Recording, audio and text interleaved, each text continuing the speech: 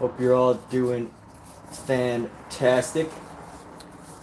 So, how's everybody doing today? Hope you're all fantastic. This live stream is basically a pitch for any artist watching this live stream to check out the book Be Obsessed or Be Average by Grant Cardone. And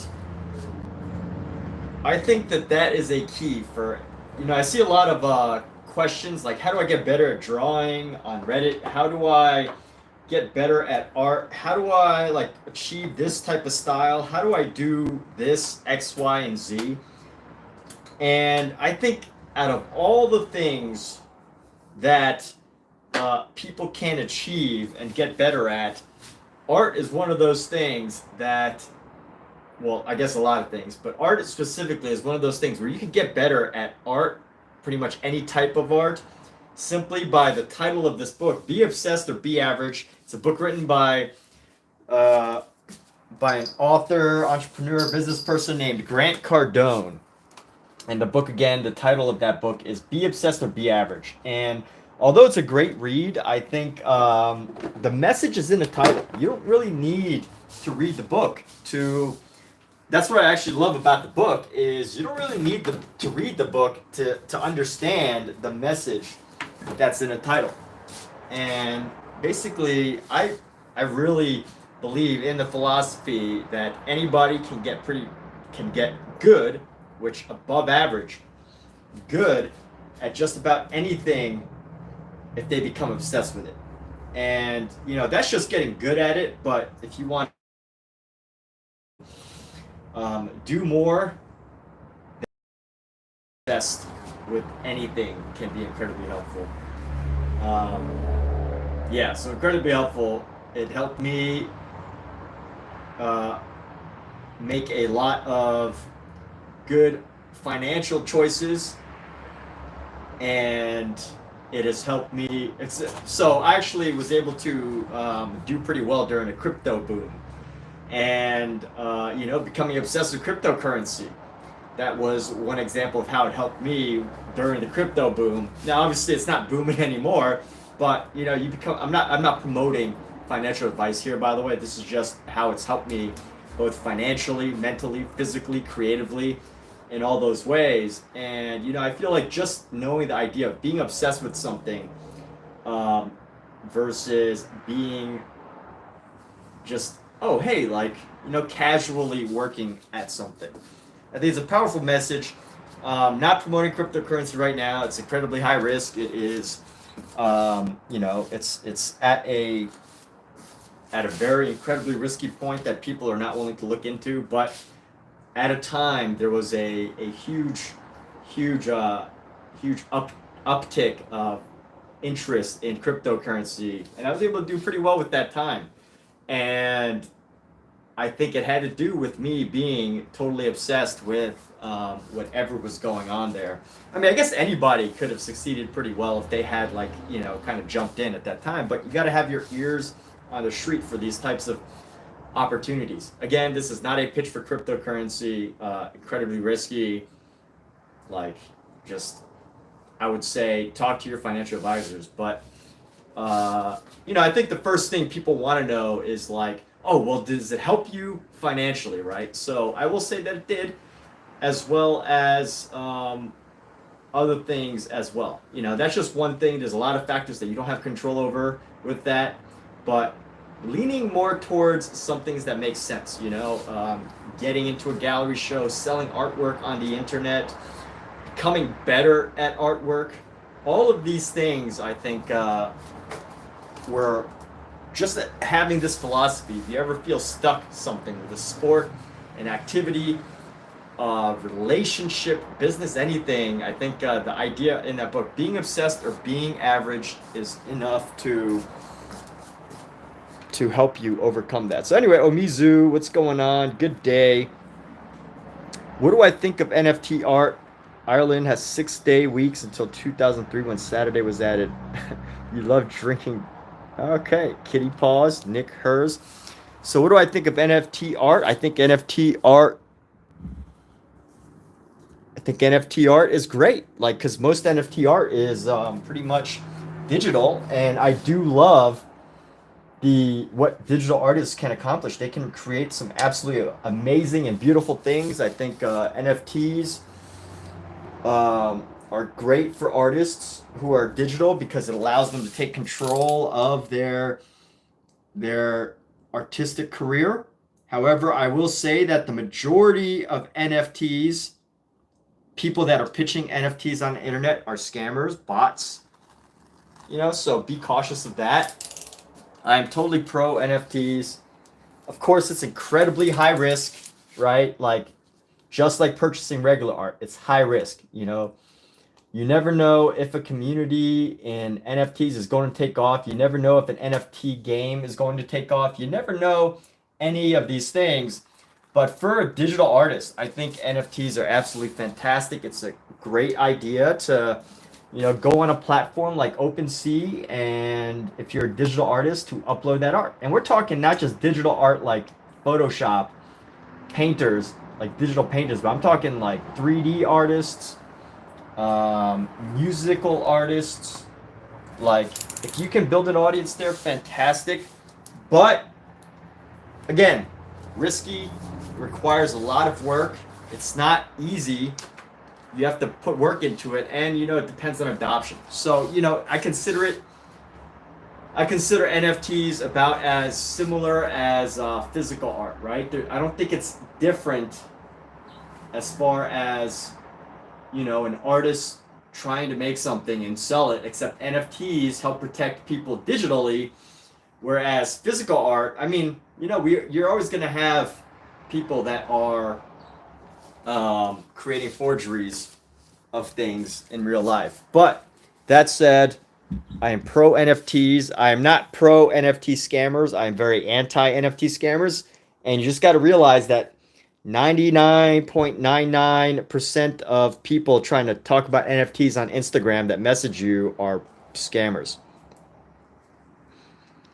So, love my lip gloss. Hey, very cool. Thanks for chiming in with some heart faces. Appreciate that. Thank you for being here. So, Omizu, you said you've been looking into how to create your own NFTs. Honestly, it is really easy. You have to have a wallet. So you download like a really reliable wallet from a company you trust, like Coinbase or whatever. Then you use that wallet to connect to a website called OpenSea. OpenSea is just one of the many art galleries. It's just an example. And then you literally just upload your artwork. Now, there are some fees, but there's ways to reduce those fees. But there are definitely fees, no doubt about it. But that's part of it.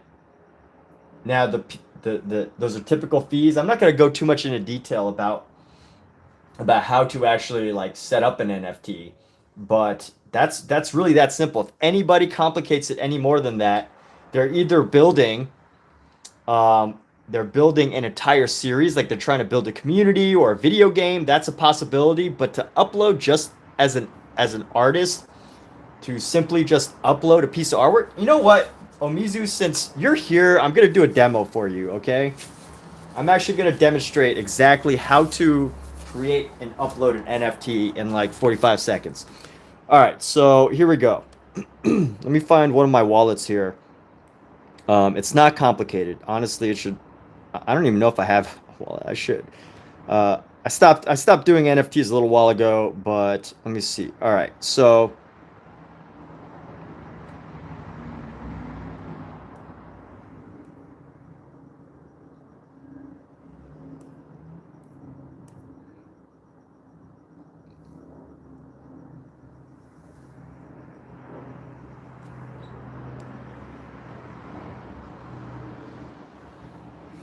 All right, let me clear. I'm going to show you right now. Since you've been here, I'm going to do a quick tutorial. So here's my wallet. This is a wallet that I use. It's called Trust Wallet. I've hidden all the things, everything I own. Actually, NFTs. All right, again, you have to be very careful in NFT space because there's so many scams. You have to really take control over what you're doing. But here we go. So this is all you need to do an NFT, right? Pick a wallet. I wouldn't recommend this wallet. This is a very technical wallet. It's like having an Android. This wallet is basically like an Android wallet versus like an Apple, right? Apple's easy to use. Androids are very customizable, but this is a wallet. So this is my cryptocurrency wallet, and this is it, right? So you pick a wallet, and I'm going to show you, and then I just want to make sure I keep taking it away because I don't want anybody to see if I have anything. I don't want anybody to see any personal information. I'm kind of concerned of whether any of it's going to show up. All right. So, So you saw my wallet. There's the home button right here, right? There's the home. I go to discover, and within every single good wallet, you should have a browser. And you have a browser. So I'm going to go in here and use this browser to find a website like OpenSea. That's just one of the many internet galleries. So I'm going to go in. As you can see, in that browser, I typed in OpenSea. And OpenSea, it's just a marketplace for digital items. That's it. So here we go. We're going into OpenSea. Let me just make sure no personal information pops up before I show you.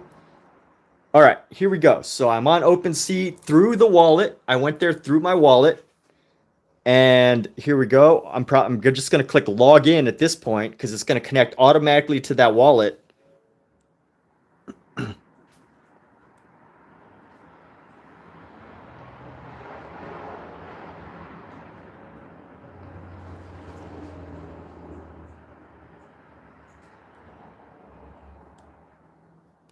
Okay, and now my wallet is connected onto here. So my wallet is now connected because I tapped this button, because I went through my wallet. So that's why you have to connect to it through your digital wallet. So you go through your digital wallet, your cryptocurrency wallet, whatever that is. You go through the browser, and your browser, and that browser should automatically connect you to a platform. So let's go here. I'm going to go to... so right here, I click the menu button right here. There's a menu button. I go to create. And this is going to ask you, you're going to either do a drop or you're going to do a collection. So, or items. So this is all you really want to do. You just want to upload like one item or so. So I'm going to upload one item.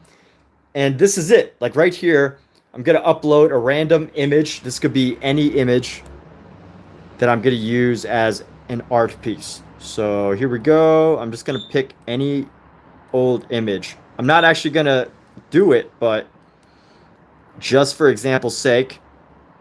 So I recently did this kitten painting.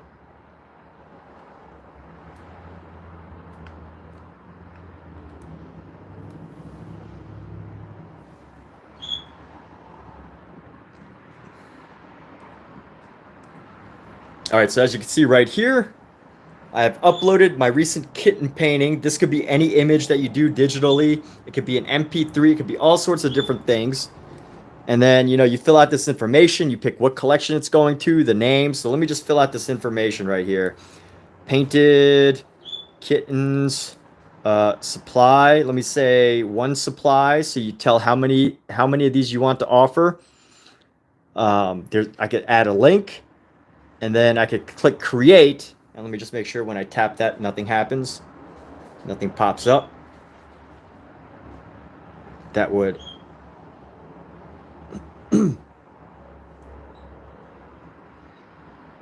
All right, so here's what's going to happen. Once I hit create, it's going to ask to create a contract. And once I hit create, it's going to give you all this information, and all you need to do is go to the bottom and hit approve. Now, you do have to have money for this. So this one is actually 0 because I'm using Matic instead of Ethereum. If this was Ethereum, this would cost maybe a lot more. Now, I don't know exactly why it says 0. Usually it's actually, like a few pennies, but right now, I'm not going to do it right now because I don't really want to upload that as an NFT. But just so you know, I think the example here that you should take is how simple. Oh yeah, so it does cost something. The cost is 0.0059364. That's the fee. Matic. This is a type of cryptocurrency, but the actual financial value is pretty much zero. So basically, you almost pay nothing. Now you have to pay something to buy the Matic, otherwise this transaction won't go through.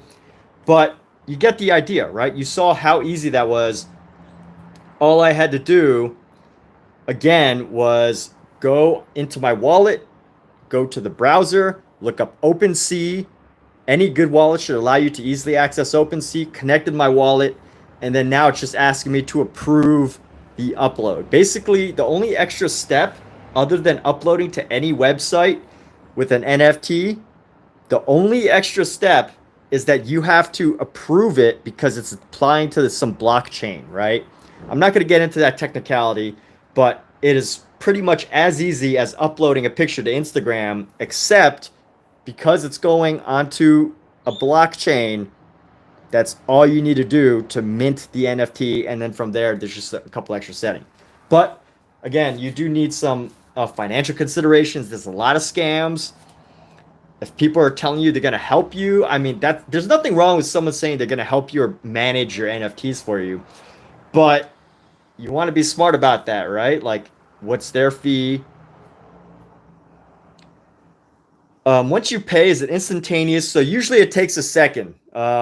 Usually it might take a minute or two, depending on how busy it is. But right now, since it costs zero, it's probably not that busy. Again, the market for NFTs right now is very low. There's not much demand as much as there used to be. So it's probably cheaper and it doesn't cost as much. So just consider it's almost instantaneous. I mean, I would say it takes at most like a minute or two, depending on how much and everything and how busy it is. So it varies, but that's all it is. That is all it is. So again, I didn't approve this, which is why it's sitting around spinning. I didn't approve it because I don't want it on my account. I don't feel like minting it right now, but that's it. Once it approves, it mints, and then it's on the blockchain, and it's on there, and then you could sell it. You can tell people about it. But again, there's so much on here, so much great artwork, so many different collections that. So let's just walk through these steps one more time, right? So I'm in my wallet, pick the wallet, go to Discover, go to OpenSea. So go to OpenSea. Again, this could be OpenSea is just one of the most popular ones, but you can pick any gallery that you want to, and it depends on what cryptocurrency or blockchain you're using. Go directly to OpenSea, and then, well, it wouldn't come up with this window. It's because I was already logged in, so I guess it kept the cookies or whatever. But you basically log in by clicking the little wallet at the top. Let me see if what it shows. Yeah. So you would basically log in by clicking the wallet at the top. I have a couple NFTs that I used to when I used to do digital art. So I have a couple collections, but this is just an example here. And then, you just have to create, and that's it. Like, that's how easy it is. Like, there's no reason, unless you're literally asking someone to help manage your NFTs for you. Unless you're asking somebody to manage your NFTs for you, or there's no reason anybody else should have their hands in it. So, like, maybe you're a successful artist like Beeple. You have like 100,000 NFTs or digital arts, and you want someone to help you manage it and upload it, and they get a cut, you get a cut, you got to negotiate the deals. There's really no reason for anybody else to have a touch. But like 100,000 is a lot. Like, if you have like 100, even 50 really good pieces that you think you could sell for a lot because you're a known brand, it might be worth having someone to manage it for you. But the chances of somebody on Instagram messaging you and saying, "Hey, I'd love your work. I'd love it as an NFT," the chances of them not being a scammer is basically zero, because they have no clue what they're talking about. They have no clue how to communicate what's going on. So just be careful with that. But you do need to, upload money. You do have to transact. You do have to exchange US dollars for Ethereum or for whatever. That might be tricky. So, you have to look up another guide how to do that, and you got to protect your money, and there's some stuff, there's, some ways that, you just got to be careful. Like, there's ways some people will send you an NFT, and basically you'll find it in your wallet, and that in itself can become a scam. So, it's risky. Don't click things that in your wallet that, you haven't requested. Just you know, some precautions, right? There's so many potential scams. There's a lot of ways that, you know, you can send it to the wrong wallet. There's a lot of risk, but in general, if you're just uploading a piece of digital art, yeah, exactly, just like emails. So, you know, you all saw the steps. There's like five, 6 steps. That is no harder than logging into your Instagram, signing on, uploading a picture, writing a description.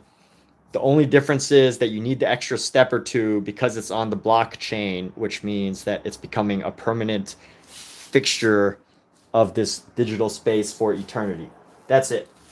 Nothing, no need to complicate it any more than that. But yeah, it's really that simple.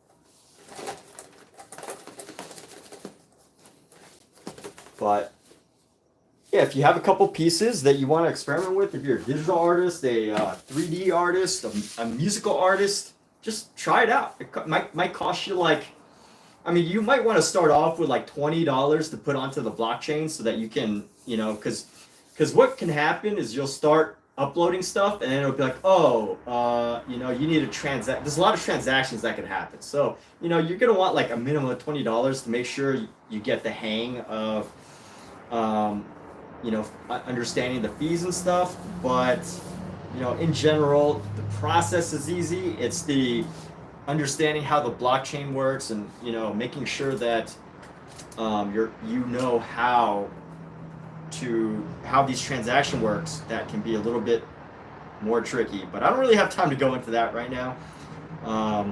You know, no matter what, you will have to pay something for the blockchain. They call it gas fees, etc., but they're unavoidable, just know. But there's no reason, like it's so funny because anybody who's asking me for NFTs, I just know is like a scammer because I do physical art.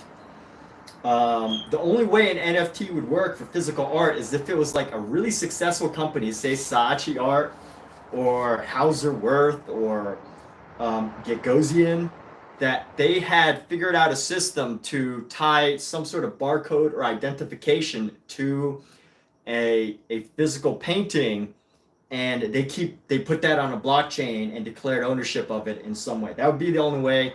But the physical art itself, if they were to make a, you know, NFT out of it would basically be a photo, right? Like, but it wouldn't be an NFT. This would not become an NFT itself. The photo would become the NFT. The only way for a physical piece to be some form of NFT is by either transforming into digital and that digital piece becomes a NFT that's purchasable by people, or if there's a licensing system that uniquely identifies this piece to a NFT, which would be like a barcode or an identifier, not so much the artwork itself. So, you know, anybody who messages me about NFTs and tells me anything about NFTs has no clue what they're talking about, because like it's like, I don't know. I feel like I'm helping scammers almost right here, because they should not. Like, I mean, I guess it's working for them, but if they had any sense, they wouldn't contact any physical artists. Like, it would just be a total waste of time for physical artists that knew how NFTs work. But I guess like they're just anyway. I think I'm giving too much information, too much targeting information, so I should stop talking. But yeah, just be cautious, be aware, especially if you're an artist. You're probably getting all those messages. But yeah, exactly. So physical work connected with NFTs is basically creating an identifier. The only way that works is if you do it as like some sort of identifier, some sort of ID, some sort of way to resell it, right? That's the only way to do it, is if it's designed for resale in the future. But yeah, I'm totally happy to talk about this. I believe in NFTs. I'm not against them. I'm totally pro NFT, but I'm very anti NFT scammer. So I do want to say that if anyone ever messages you about an NFT, chances are, I mean, I'm not even going to say chances are almost guaranteed that they're scamming you. Because there's like no reason. Like, what is this person going to upload all of your NFTs for you? Like, yeah, it's I can't stand those people. Anyway, let's keep let's move on with this painting. They're quite annoying, the NFT scammers, because here you are, you just want to like look in your email, you get some positive feedback, like, oh yeah, this person really likes my work, and then suddenly they're like, oh hey, I'm an NFT scammer. They don't actually say that, of course, but anytime they say NFTs, they're probably a scammer.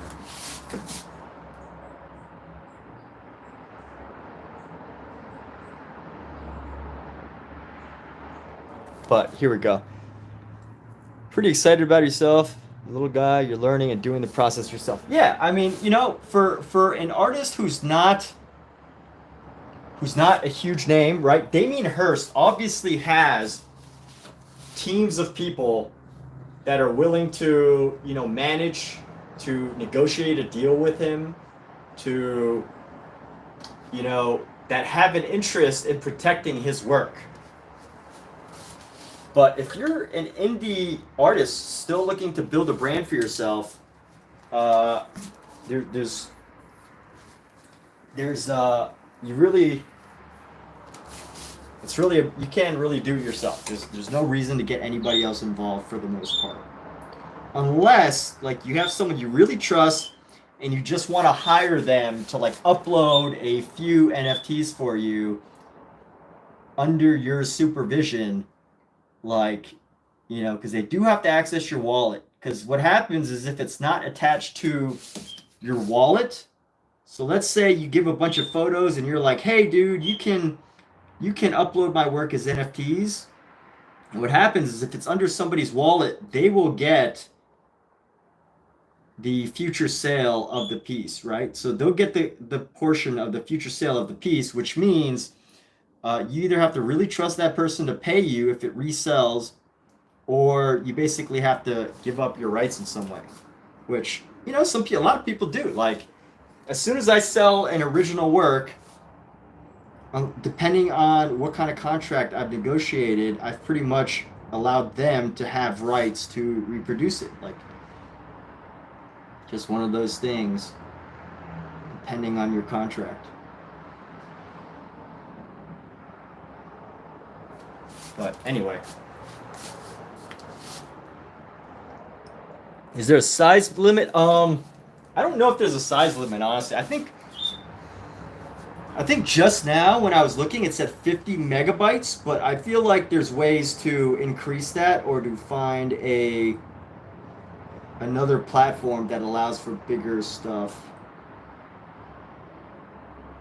So, yeah, there we go.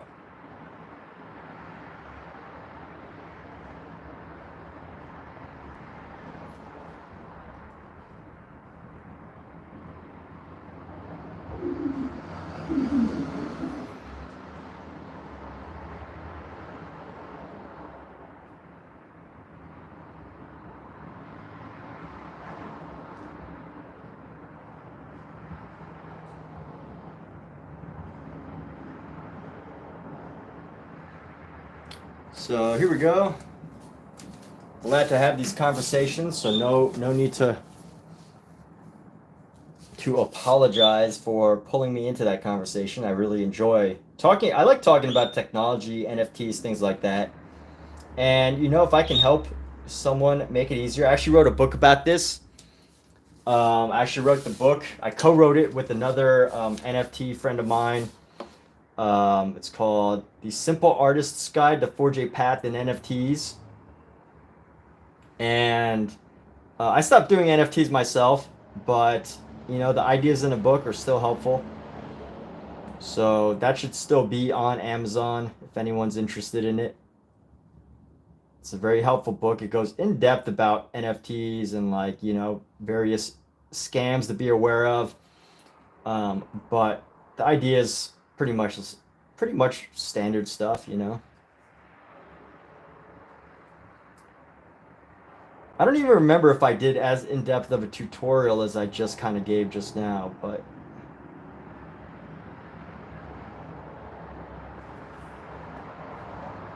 now, why did I stop doing NFTs? That reason is because I moved to physical art. It's that simple. I didn't, you know, I didn't really enjoy digital art as much. I've mentioned that before. And I personally have not developed an identification system that allows me to do a blockchain version of my physical art, which would like require some sort of licensing or some sort of code that is more advanced technology. You need some programming, you need some knowledge of blockchain, you need to like have a business that with the system. So, you know, it's going to be some really successful art company that figures out how to do this, such as with Damien Hirst for physical pieces. Like, I think they said Beeple Crap. So if anybody knows Beeple, he's a really successful digital artist. He's known because he was famous for doing one digital art piece per day. That's his claim to fame. And I think at peak, he sold them all and made like $14 million or something like that. But he had a company that basically helped him to upload and manage all of his artwork. So, you know, some company, there's no way that, you know, he as an artist is going to upload all of those things himself. I mean, there is a way, right? Like, it's possible. When there's a will, there's a way, but it doesn't make sense if you're that successful and you can have a team of people help support you. But for the everyday artist, you know, it's pretty much DIY. It's as easy as Instagram. But found other tutorials on YouTube. Yeah, there's a ton of tutorials. Like, look up tutorials. But, you know, going back to it, protect yourself. Be obsessed or be average. And the average person will probably get scammed. You know, I've lost money on the blockchain because I wasn't paying attention. And I would say that I knew more than people. But I wasn't scammed. I was actually... So without going into too much detail, what can happen is, let's say there's a cryptocurrency. We're just going to call it Binance. So Binance has like two forms of Binance coins. I know this is going to sound complicated, and I don't remember the exact specifics because I kind of like stopped working with cryptocurrency a little while ago. But what can happen is if you send it, let's say there's two versions. If you send it one version to a wallet that only supports the other version, then it's going to get lost. It's just going to get lost, like literally just lost. And the only way you could get it back is if you have to contact like a company directly, which if you do it to the wrong wallet, you're pretty much screwed. You just have to be really careful. I lost mine to a broker, the brokerage where you actually swap cryptocurrency, where you trade cryptocurrency. And yeah, so that's how I was able to mess up, because I didn't realize that I was sending the money to the wrong version of the accounts. Long story short. So, you know, you can even mess up yourself. It's not even the scams that you should worry about, but being not cautious enough.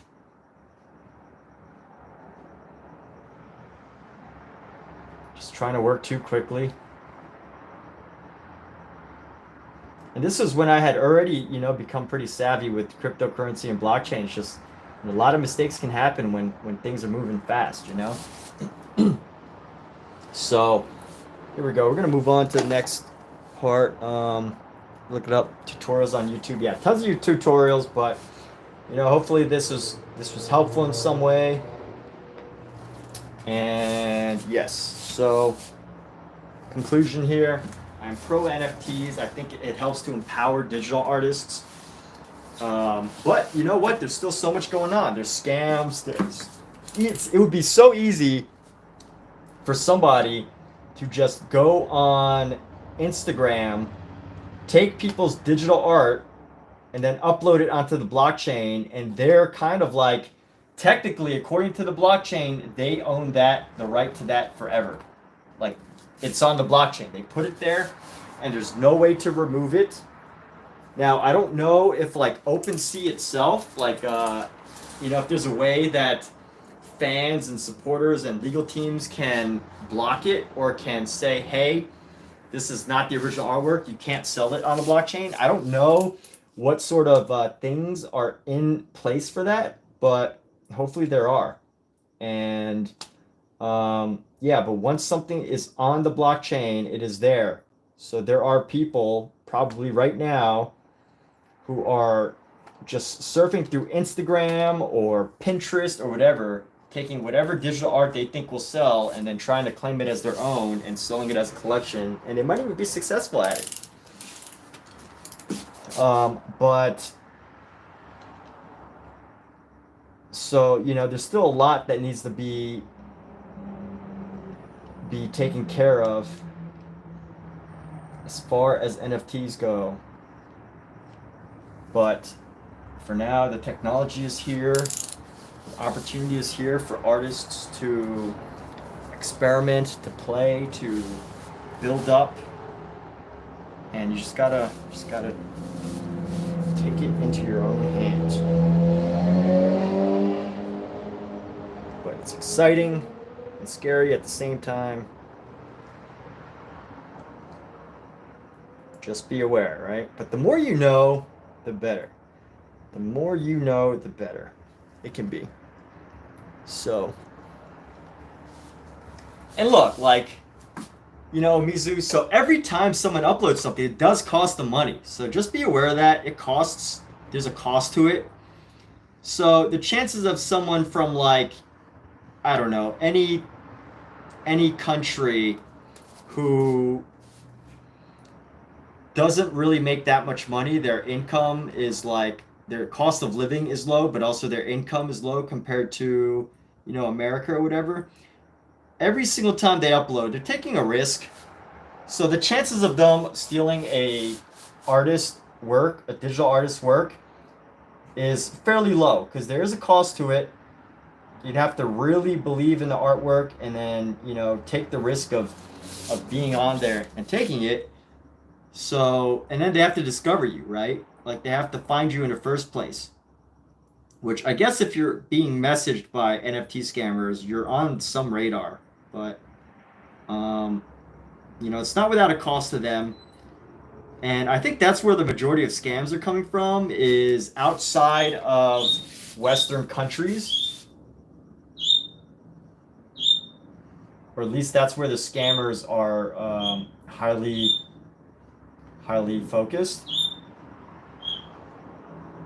But I could be wrong. I could just be naive and think that Americans aren't going to waste their time with NFT scams, that they'll probably spend more time trying to be more sophisticated with it. But I could just be naive. I don't know. So yeah, I think the majority of digital artists don't have to worry about it unless their work is like really, really, really, really, really, really good. Like amazing compared to all the other digital art out there.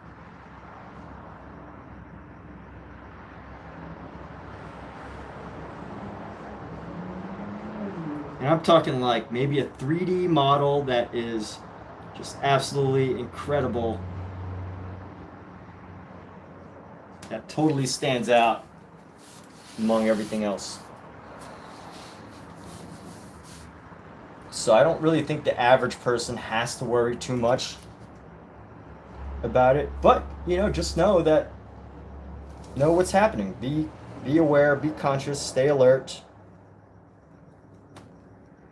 But, you don't have to live in fear for the most part. Until you become like more well known.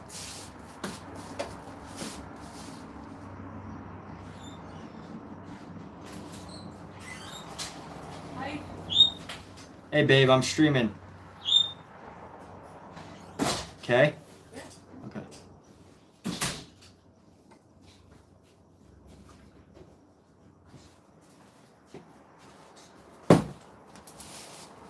Oh, I see. You get it? That's what I see, yes. So I was listening to my headphones, but I'm gonna take them out now.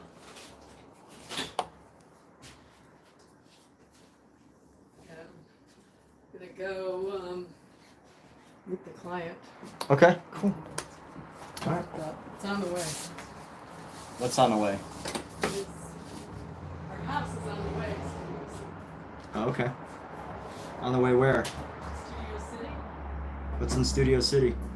Where I'm meeting the doctor. Oh, our house is on the way from the dentist to studio. Okay. It's too early to go there, and I don't even have the address yet. Okay. Do you want to have the hamburgers, the pork chops, or those are your choices? I'd rather save the hamburgers for a Loco Moco. Okay. Hi, burger. Okay, that's fine. So if one day we can make gravy, if you can make gravy, that would be great. Yeah. Yeah, ignore or avoid any requests. I have to have something to make gravy out of. Once I buy the base. You don't have anything? I thought you said you just needed meat. Yeah, that's like I said. I have to cook something in order to get gravy. Okay, well, whatever you need to do. Gravy comes from cooking meat. Okay. You want real So, gravy. so are you telling me we don't have the ingredients right now, or we do? We do, but if I cook the pork chops and make the gravy, how's that going to help with the hamburger steak? Can we make the gravy and save it? Yeah. Okay, and but then... it's better when it's fresh. I don't know. I'll do some research. Well, then that won't... I mean... Yeah, I'm not sure because I've never done that. Well, if we could save the gravy, then we could just save it for the Loco Moco. Yeah, I've never done that, so I have to look into it. I don't know if it's really good. Normally, you cook something, you like a turkey, right? Mm-hmm. And then you use the drippings from the meat, and you make the gravy, and you serve it right away. Okay. I don't know if it's any good if you don't serve it right away. That's what I'm trying to say. Ah. I'm not, you should know this by now, I am not an expert in the kitchen. I know the few dishes I know well. Beyond that, Okay. I gotcha. I didn't go to culinary school. Me neither. You didn't? Did you go to culinary school? But you grew up with a mom who did. Yeah. I guess so. So, anyway, people, we are continuing on with this section. And as you can see how this has come along, pretty straightforward, pretty easy. And back to the original thread that we were discussing here, the idea of be obsessed or be average. I truly believe that anyone can get good at just about any art craft. Pretty much almost anything. Sports, they could get good. They may not become the best in the world, but they can get good, get better, improve their current ability simply by becoming obsessed. I truly believe that. If I'm ever stuck, that book title is pretty much like what I turn to. I think, how can I be more obsessed with this? And I think if you could just live by that philosophy, you can get good at just about anything. And, the thing is, it kind of keeps you going, too. It's like, all right, well, I want to be really good at this thing. And then you realize, like, I'll be watching TV, or I'll be playing a video game, or I'll be, even working, and I'll be like, hey, am I obsessed enough with this? Or am I just pretending like I want to be good at something? So, it's a good personal check too. And honestly, it's really true. Like if you look at anyone who has ever become successful at something, chances are they were obsessed with it. They had an obsession with it. They became absolutely obsessed.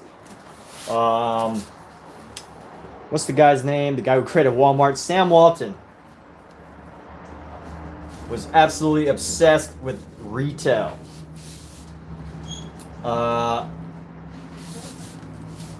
Michael Jordan was obsessed with basketball. Kobe Bryant would outplay everybody.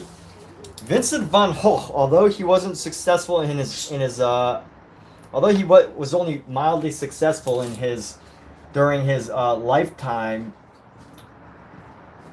he was obsessed with the work, obsessed with it, so that his personality, his obsessive personality, with art carried him through, so that he could be successful after his death. Which I feel like if Vincent was not obsessed, like he would be easily forgotten.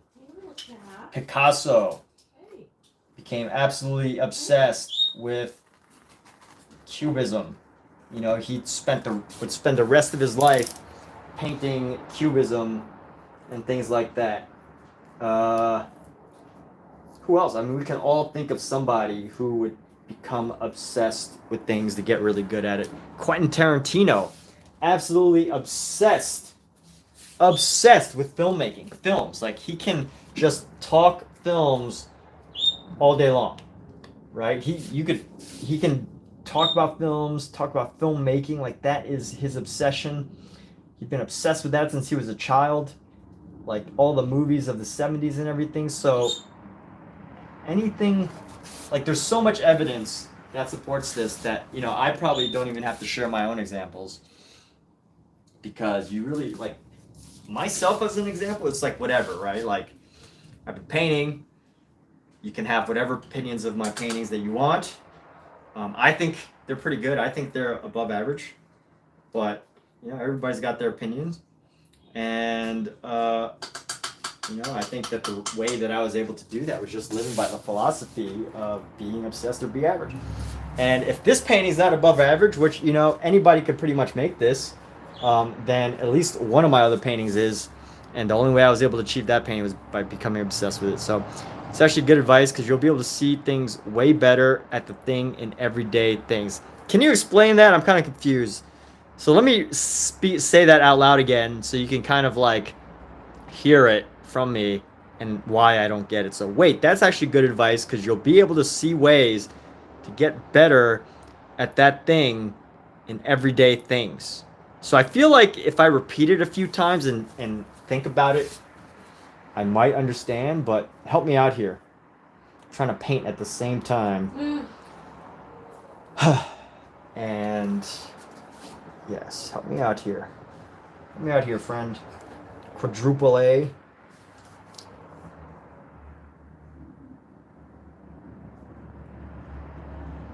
But look, here's also something that's important to me, is finding simple to follow philosophies, right? Like, I like philosophies that are simple. Like, I don't want to have to, do a meditation every day in the morning, and then write a journal by lunchtime, and then call or text 5 people to spread gratitude at dinner time, and then have to meditate and write a journal again before I go to bed. Like, although I sometimes do those things, I think that having the simple guiding principle of being obsessed, like, how can I be more obsessed with artwork? I think that's enough to make you do the things that you feel like you need to do as a daily exercise. Not so much, setting the schedule, but just having a simple guiding principle for your life. That can be enough to help you, rather than, making all these random activities that you must do. So, just a thought, but you know, it's an easy enough philosophy to kind of just figure out and work into your life. So amazing. I love the book. Really good book, by the way. You know, I'm sure anyone that you admire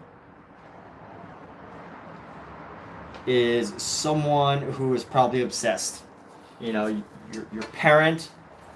Your parent was probably obsessed. If you love your parents, you know, they were probably obsessed with being a great parent. If you have a sibling who was a great athlete or whatever that got really good at something, like, they were probably obsessed over that thing. If you have a grandparent who is a really great cook, or a relative, or you know somebody who's a really great cook, like, they probably obsessed over becoming a great cook. They were obsessed with the recipe. They were obsessed with making a good meal for their family. You know, like, anything. It doesn't have to be like,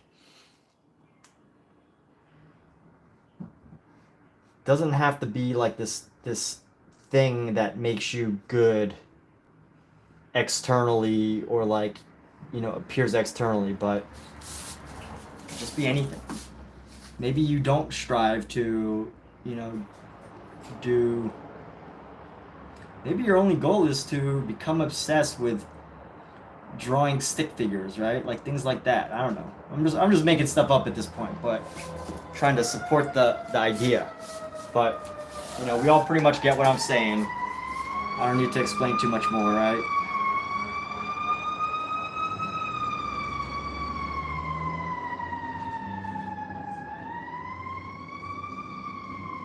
Just a really simple philosophy to live by. And if you want to get good at something.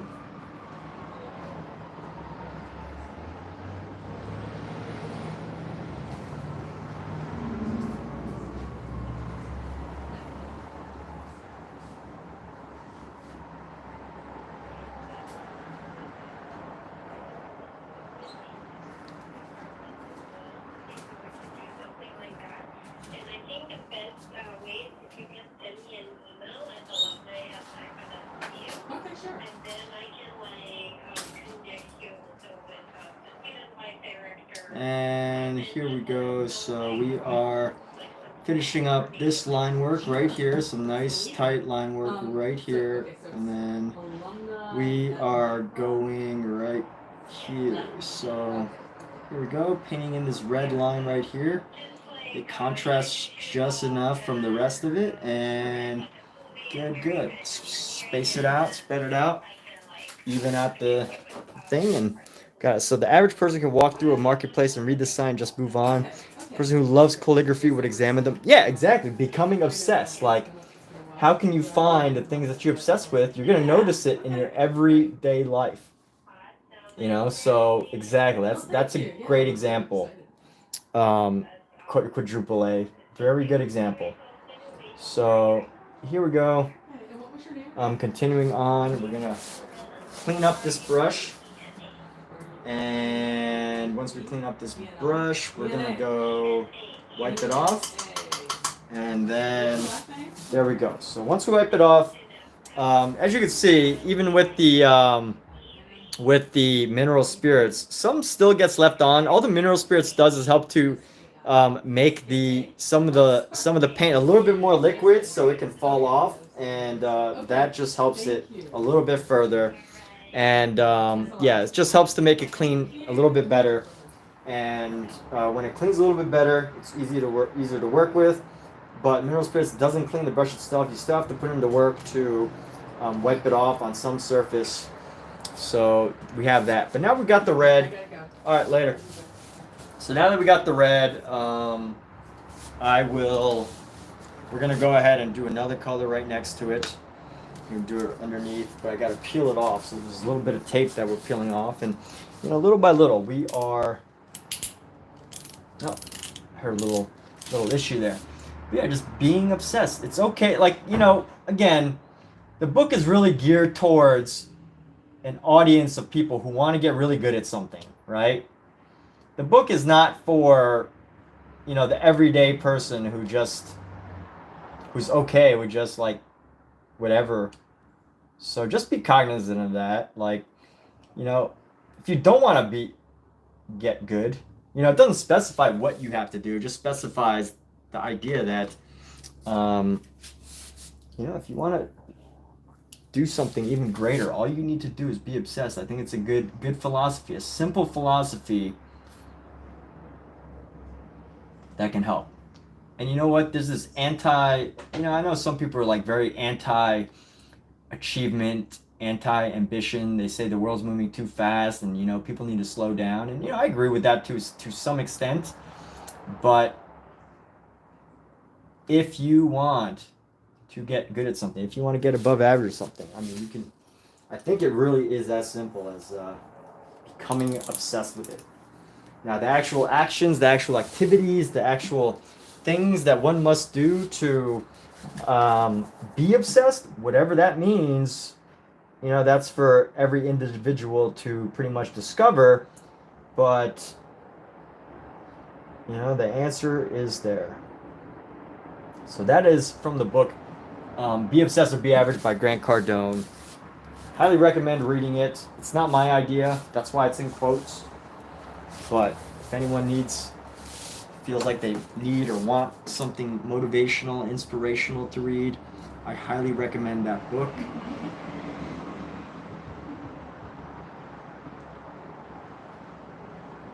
I've read it myself a few times.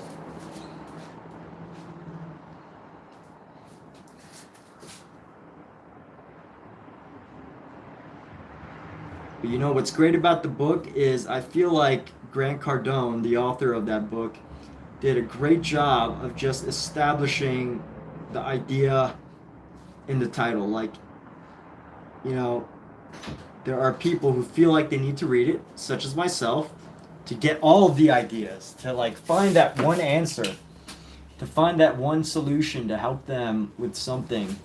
But at the end of the day, the answer is in the title. And of course,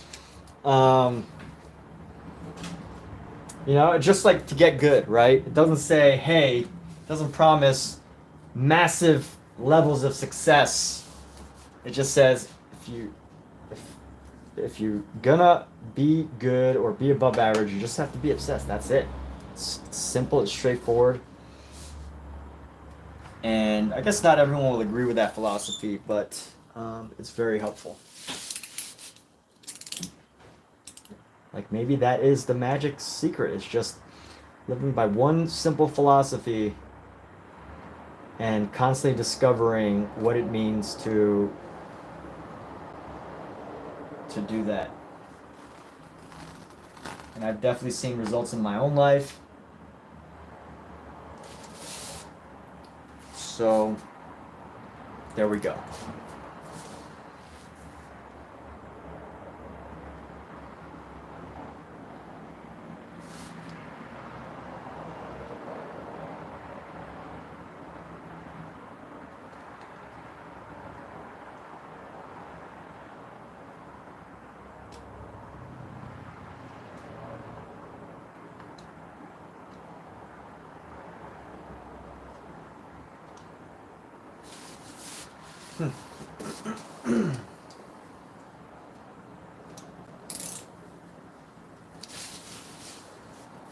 So everybody can do art, but not everybody is an artist. Yeah.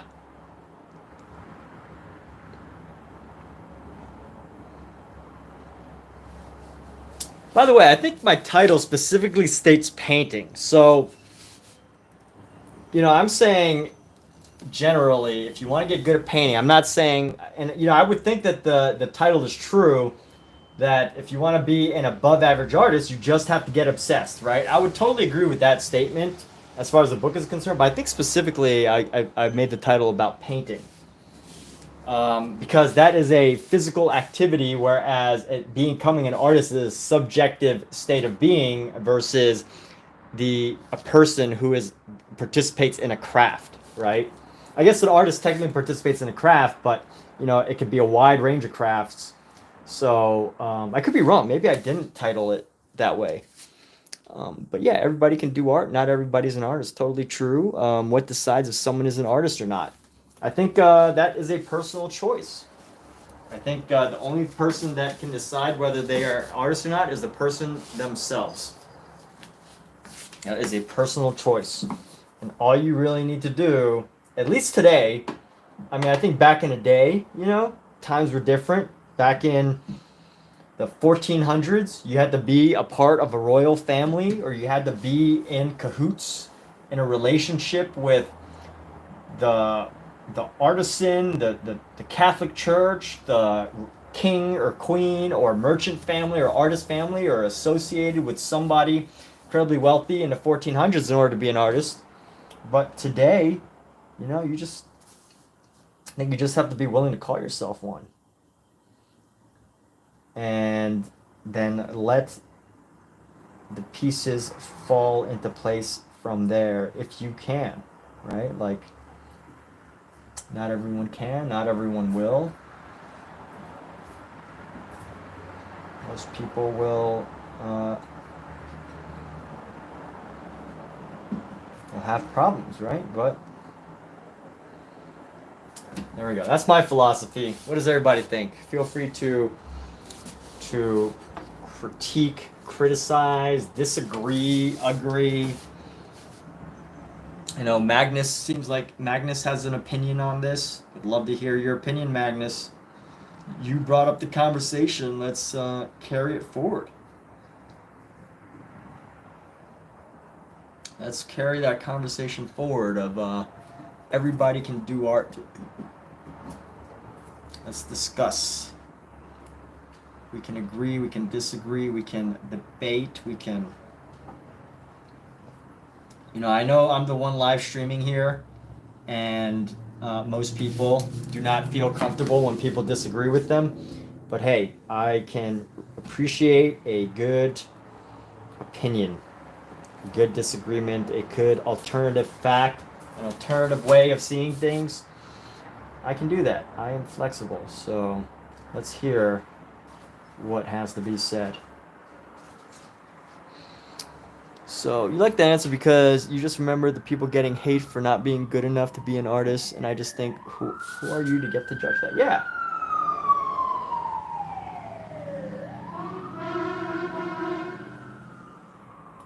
And at the same time, you know, those people who are judging that, they're the ones who, I guess, decided for themselves that they're going to be the judge. So why would an artist not be... If someone can deem themselves worthy of criticizing or judging, who's to prevent? Why would anyone prevent an artist from being free to create or being an artist? I don't know. Who's to say? Philosophy. Did you know that on Wikipedia, if you pick the first blue word, so the first linked word of every Wikipedia page, on any Wikipedia page, if you go back, I think 4 pages or 5 pages, it always goes back to the word philosophy. So I don't remember how many. It might be like 5, maybe 6. But if so, let's say like Wikipedia, it'll say like blah blah blah blah, birthday, and the birthday is highlighted in blue. If you click birthday, it'll give you the definition of birthday, and then the definition of birthday might say something like blah blah blah blah. Blah blah blah blah chromosomes, and if you look up the word chromosome, it'll go back to something like blah blah blah blah chemistry, and then if you go back to chemistry, it'll say something else, and then you click one more. If you click the very first word of every single one that you can, it'll take you back to philosophy. Very interesting. At least I find it interesting. If anybody does not find that interesting, feel free to let me know. But yes, I find that incredibly interesting that all things basically lead back to philosophy. No things are 100% true, I guess. I mean, you know, there are truths. There are things that a lot of people can't agree on, but Um, but yeah, it's a really interesting idea.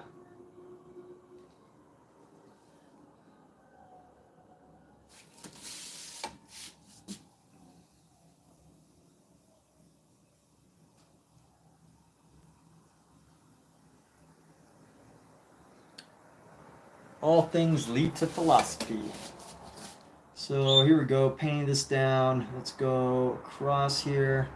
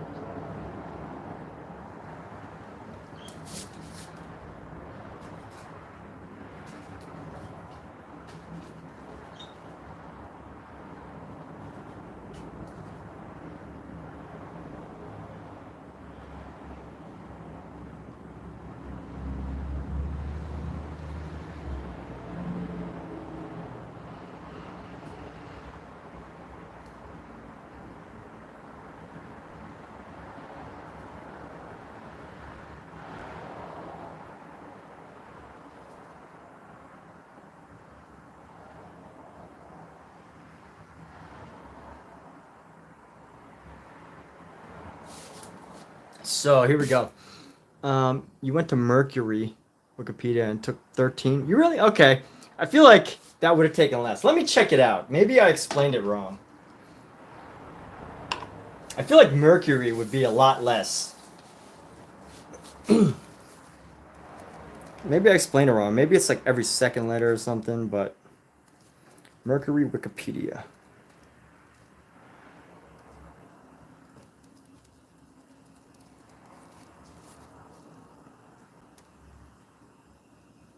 So Mercury, the first planet. So planet 2, rounded 3, fluid mechanics 4, physics 5, natural sciences 6, branches of science 7. Oh wow, okay. Scientific 8, systematic 9, imperial 10, 11, 12. So 12, 13, yeah, wow. That's pretty wild. Someone told me it was like 6. I used to try it out. So something, maybe it was a different, maybe it's the second word. I don't know. Let's test this out.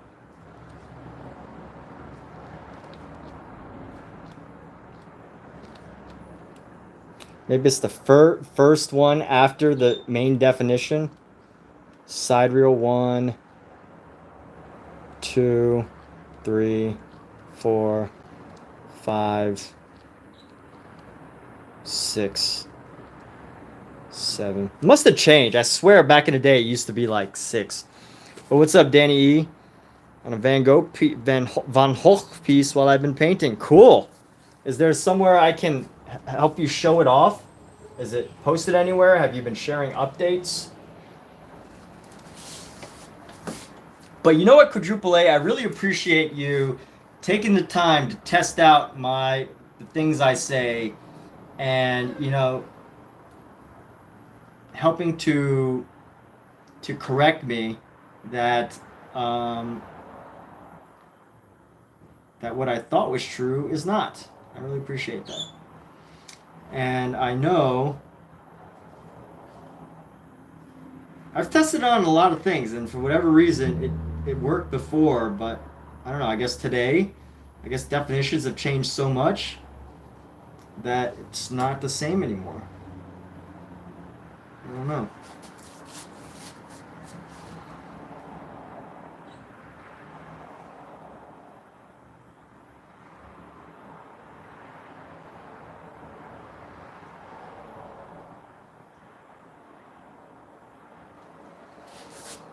So it's okay, you shared on your social media and DeviantArt page. I'm actually on a work trip right now, but you brought some art supplies.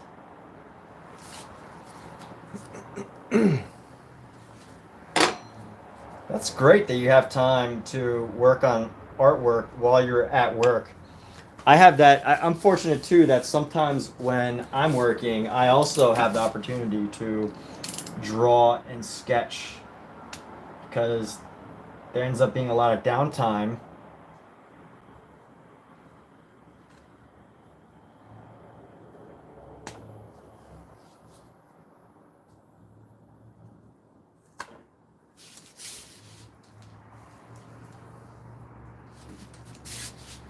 So here we go. So what are you working on specifically that has to do with Van Gogh? Van Gogh. Or is it a surprise?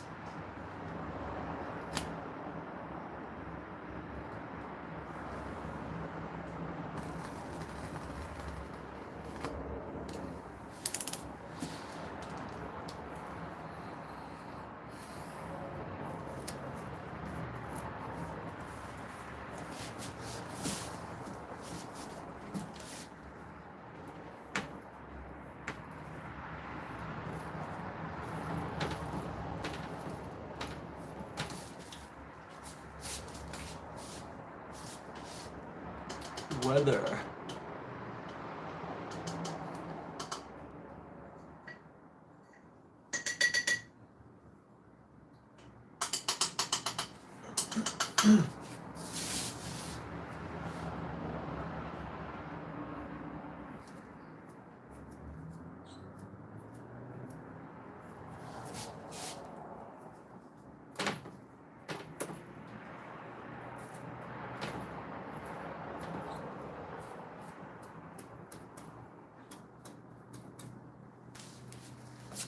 Okay, need more ultramarine blue. So now I got that peeled off. Let's get some ultra blue. This ultramarine. I'll lay that down right here.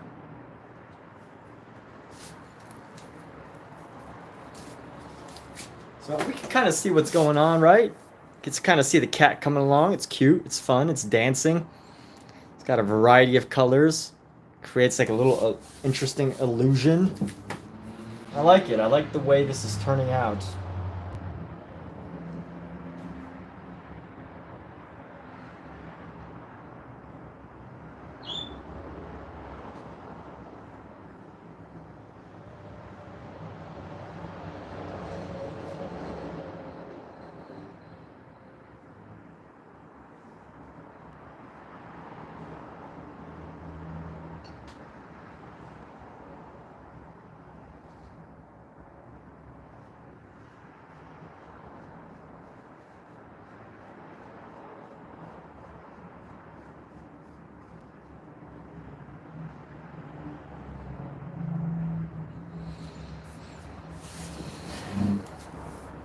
Thank you.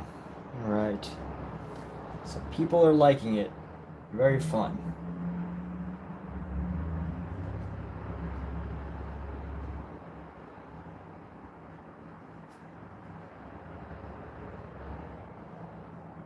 Yeah, honestly, this is gonna sound funny, but I think it's turning out even better than I would have expected because you can kind of guess what it's going to look like, but once you start to see the stripes come together and you start to see everything um, like appear line by line, and you start to see the bigger pieces come together, the visual effect is quite striking. And I really like this visual effect that it's having.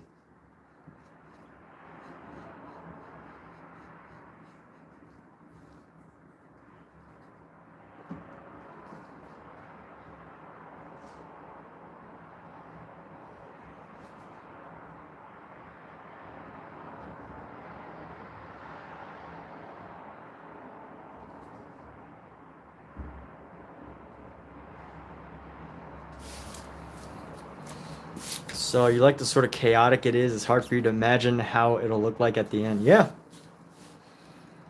That is the goal. I am a visual agent of chaos.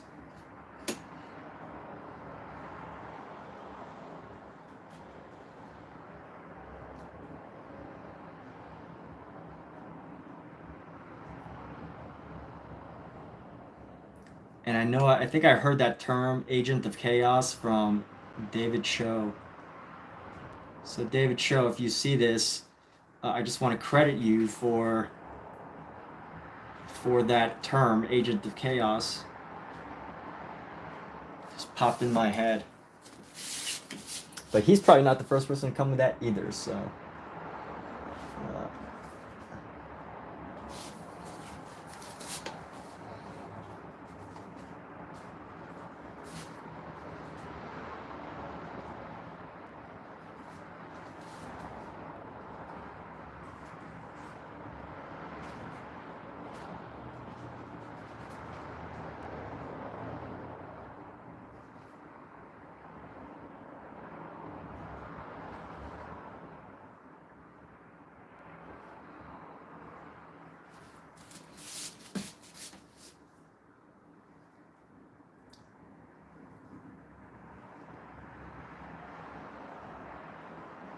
You know, interesting enough, that now that I've had the opportunity to use Van Gogh paints, I think these Van Gogh paint colors are really good if you're gonna go really thick impasto. But if you're going like individual lines like this and you only need like 1 or 2 layers,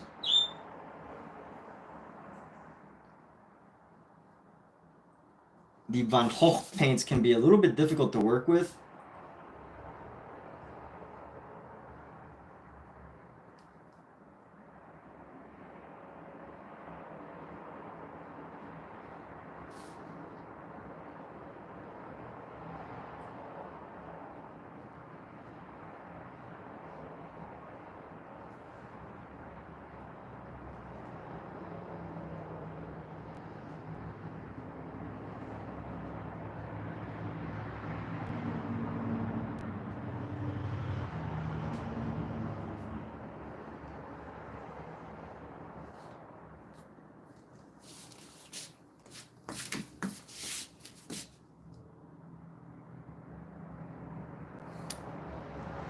So David Cho, you're digging it. Good to try things might not be too sure of.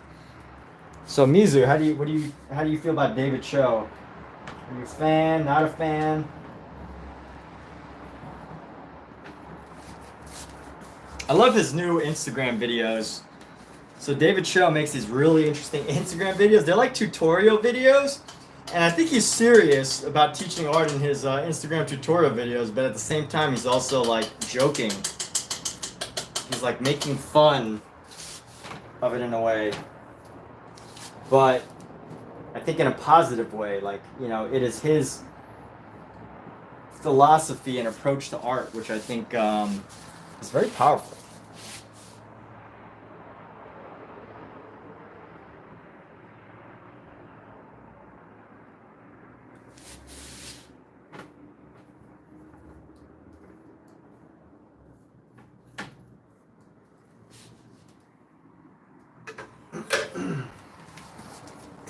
Let's get our next row here.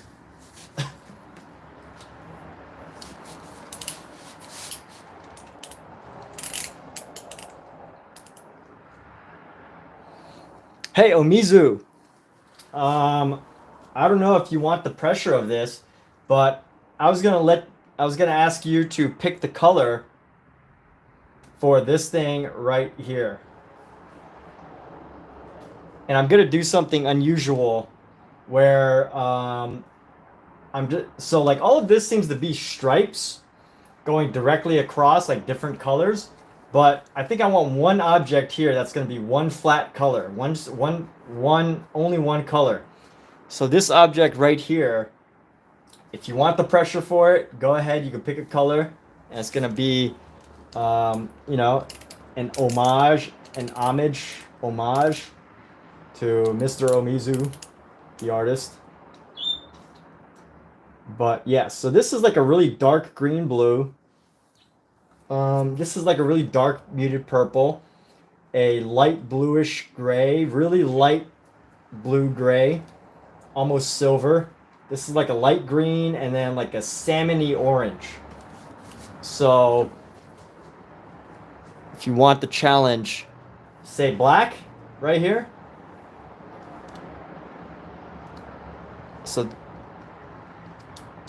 So this object right here, 1, 2, 3, 4, is going to be all black. I can do that. I will do that. And you know what? I think I want to do it right now, because if I do it right now, yeah, I think right now is a good time to do it. It will help to establish the rest of this. And you know what?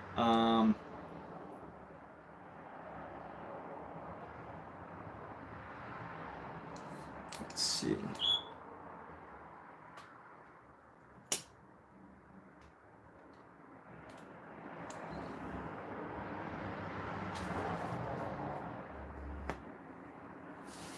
Which black? What do you mean, which black?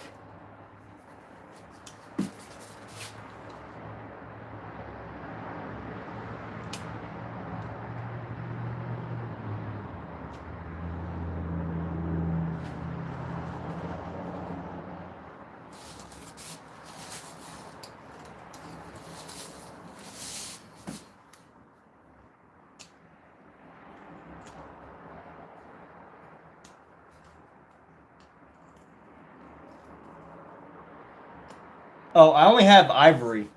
So that's the only black I have. So unfortunately, that's the only black I have. And this white space right here, we're going to go with our ivory black.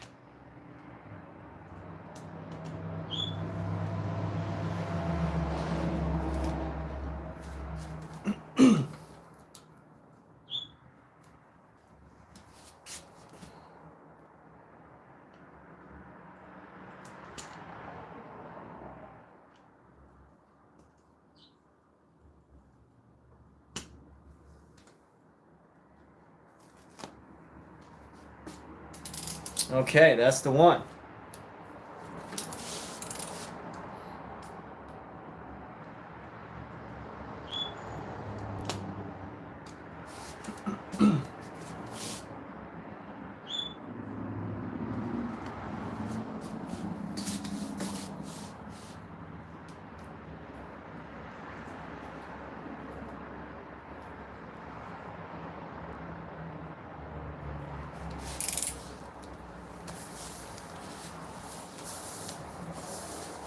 Okay, let's see.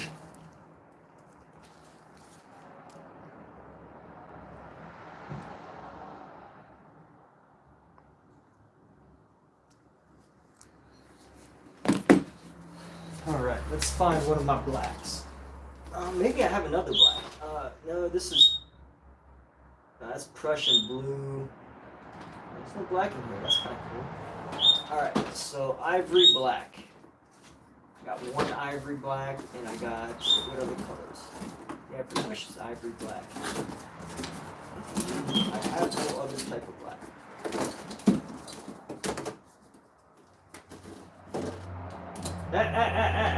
Go. Every time I'm messing around with stuff, my kittens want to hang out. It's good for other things, but not when I'm trying to paint.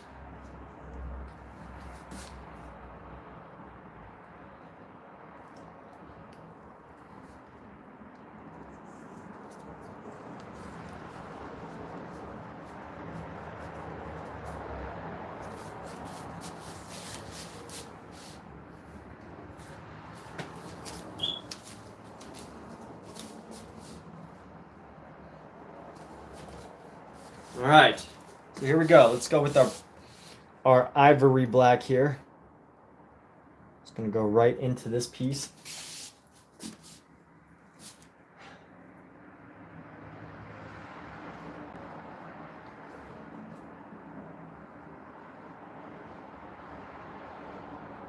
I am curious if any thinking went into the black, or if it was just like the first color to come to your mind because this is called the black cat. Is there humor? Is there, was there a humor decision? Was it a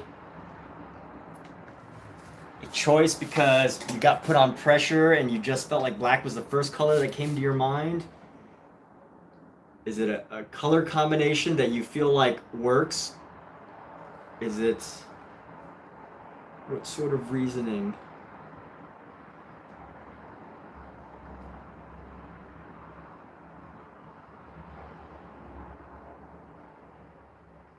Or you just like the color black? I see, okay. For the contrast, yes.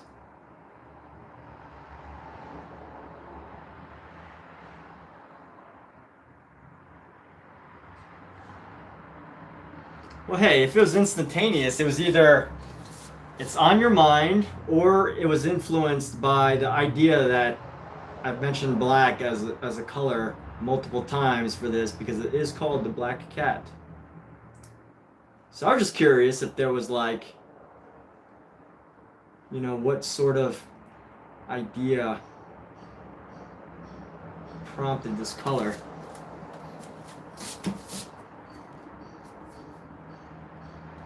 And here we go. So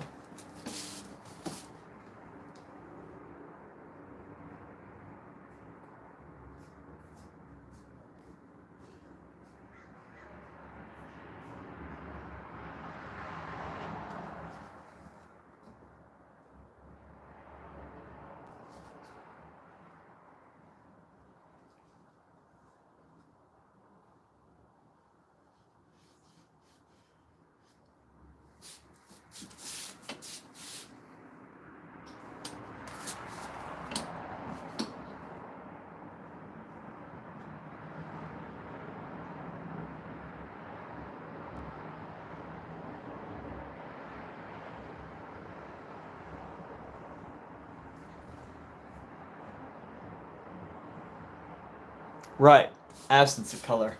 Cool.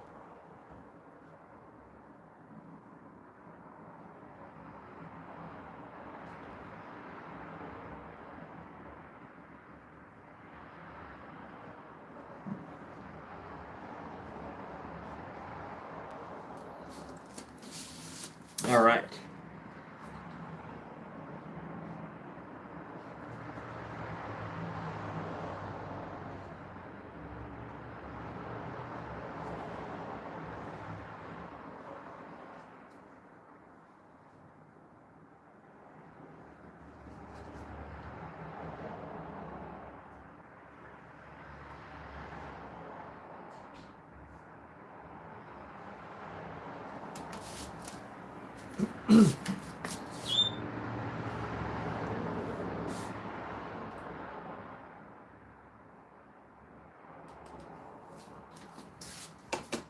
So that's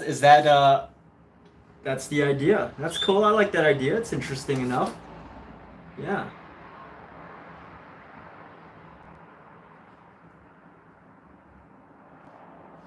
I think that instantaneous reaction adds to the expressiveness of this without being, you know, expressive. You know what I mean? Like it was an instantaneous gut reaction to want to make this black, and I find that kind of powerful. I said kind of. That's a very, my acting teacher would not approve of me using that word, but fortunately I don't think he watches my paint videos.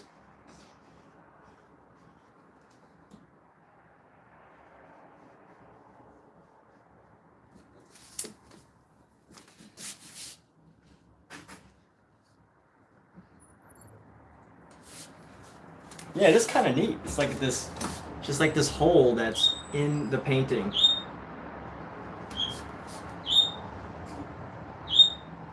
I wonder if I could use my left hand for this. I don't think so. I have a very difficult time with my left hand. I don't even know how to set this up with my left hand. Here we go. We're going to practice using our left hand for this. So it might block it a little bit, but...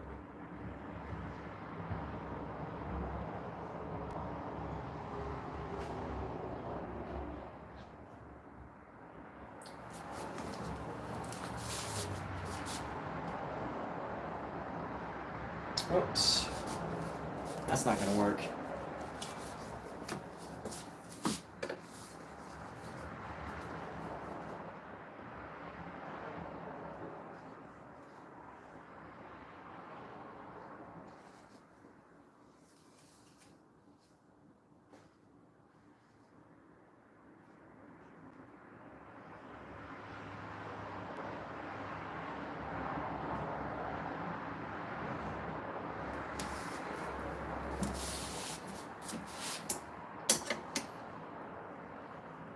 Even my right hand is having trouble with this at this angle.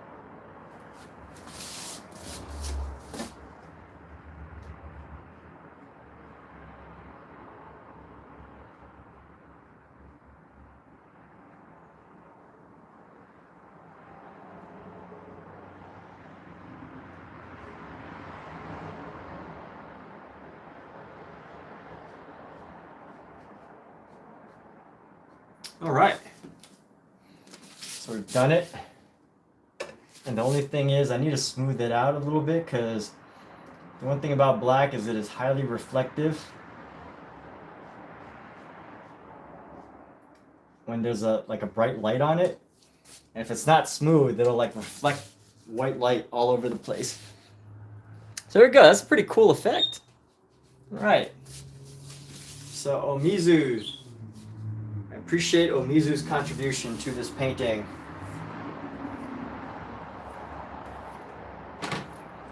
Is my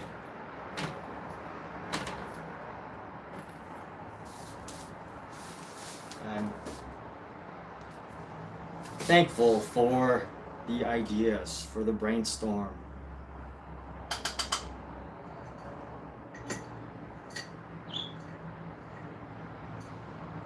All right, so now that we've got that,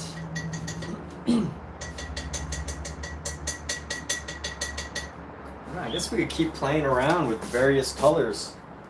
If anyone else wants to pick the color for the next line, so whoever wants to pick the color for the hip here,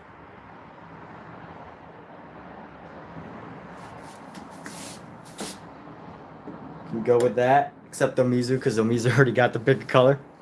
Yes, thank you, Omizu. But if anyone else is watching, if you have a favorite color that I can actually make, get to participate in this. If not, I would just pick any color that I feel like. But if anyone feels like they like to participate, they want to share a color. So this is a ultramarine blue. We got a pink here. We got a teal, a dark teal, a light blue with some purple, and whatever goes in here. Oh gosh, I scratched the blue paint. All right, let's see. What is hello again? You're here the other day. You want red, so you feel like you want red right here. All right, let's do another line of red. Wow, people just love the bright colors, huh? People just love bright colors. So we're just gonna go with a red here in this line right here. Is the choice of Mr. Keegan. Mr. Keegan.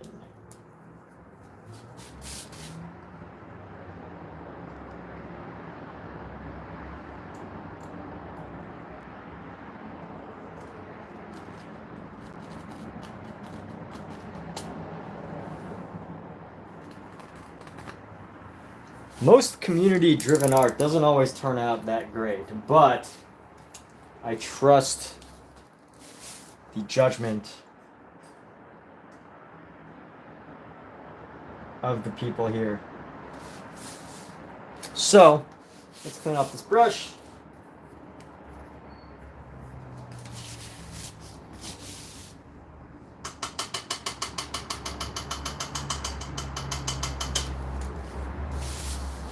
And let's see.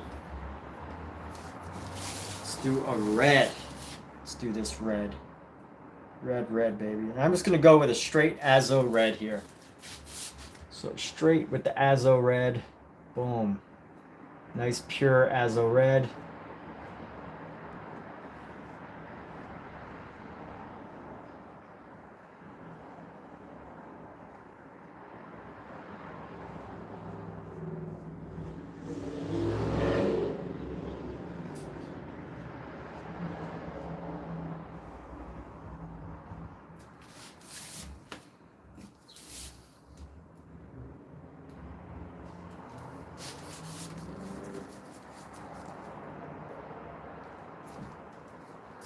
Yeah, I know. I actually was friends with a gamer who did that. He would so he would actually pick a game based on somebody rolling a dice for him.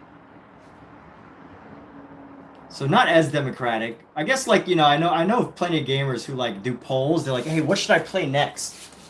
I actually met this girl whose stream is exactly that. That's what she does is she asks her audience what should she play next. And I think as an artist, it is up for me to find the balance between coming up with something and getting people engaged. But I find this a beautiful, beautiful collaboration, community effort. Call it whatever you feel like calling it. Gratitude painting or gratitude effort of being grateful to have people that are here that want to share their ideas, that uh, want to be part of an artwork.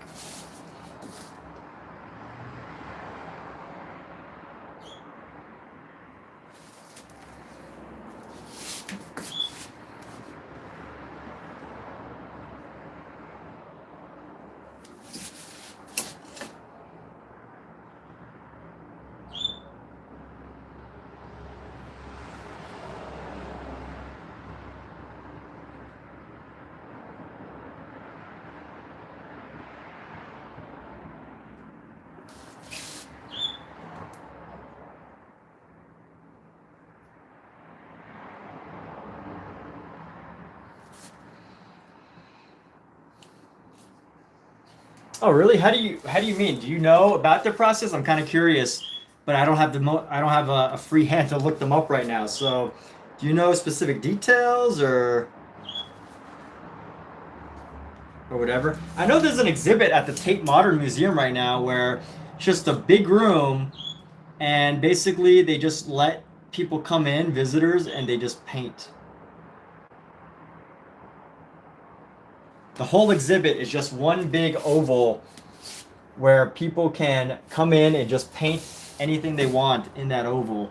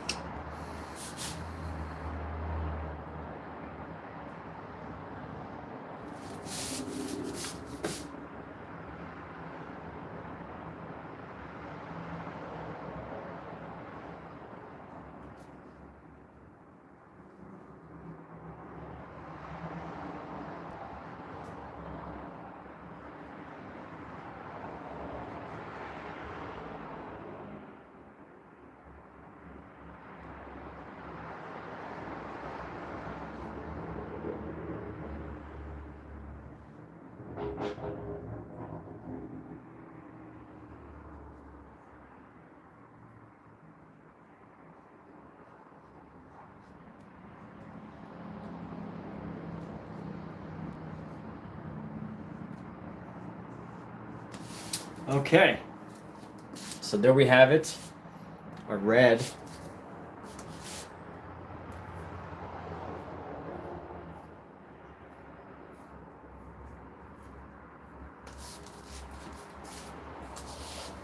Sure about the exact process, but we probably gave each other participant a list of things and asked them what kind of things they like to see in the paintings. Okay, that's neat. I actually did that. So on Reddit, I don't know if you know what Reddit is, but I asked for a recommendation of 20 words, and I made paintings based on those 20 words. I like the idea of community-driven art. It's exciting. People leaving their mark, all on various pieces of artwork and paintings. It's great.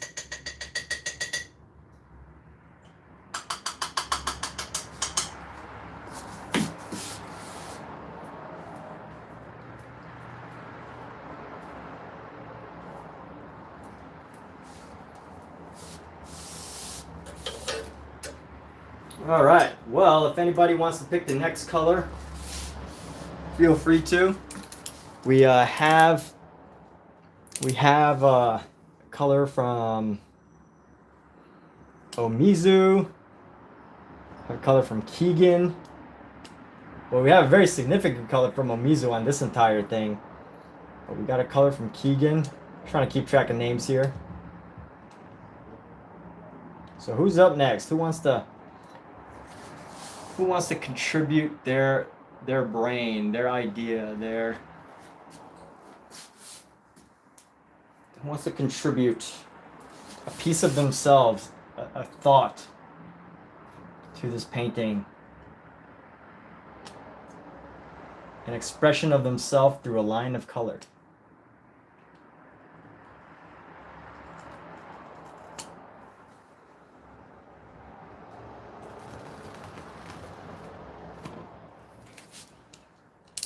I guess nobody. So if anybody does pop up, we can, always do a different line. But as I think about this, let me see. Got the ultramarine, the red. Let me think.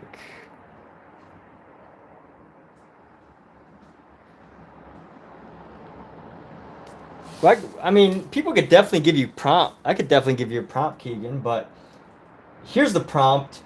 Draw the thing that you've been wanting to draw, but you're scared to. Or maybe not like scared to, but... Or no, actually, you know what? Here's a prompt. Draw something that you've been avoiding drawing because it's too easy. And I'm going to leave it at that. You can come up and interpret with that what you will. But, draw something that you feel is like too easy or like possibly not worth your time or whatever. And interpret that however you like.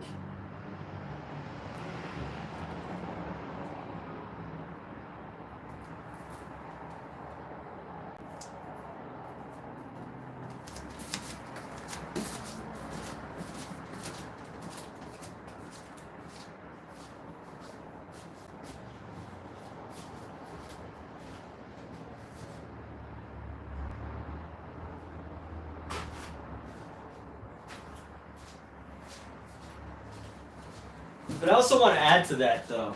I want to add to that and say, draw to the best of your ability.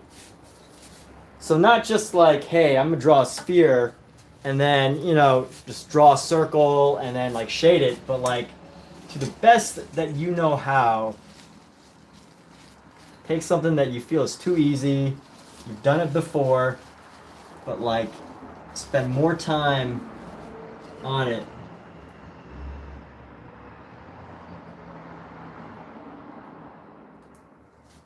Than you feel you need to, or whatever. Alright, so next color. I need to find... There's only so many colors in the rainbow, right? I'm going to go with the white.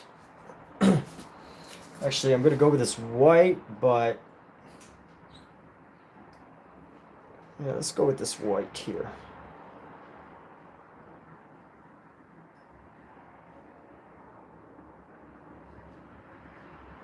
I'm going to go with a whited orange. So we're going to bring in this orange, but it's going to be a super light cad orange.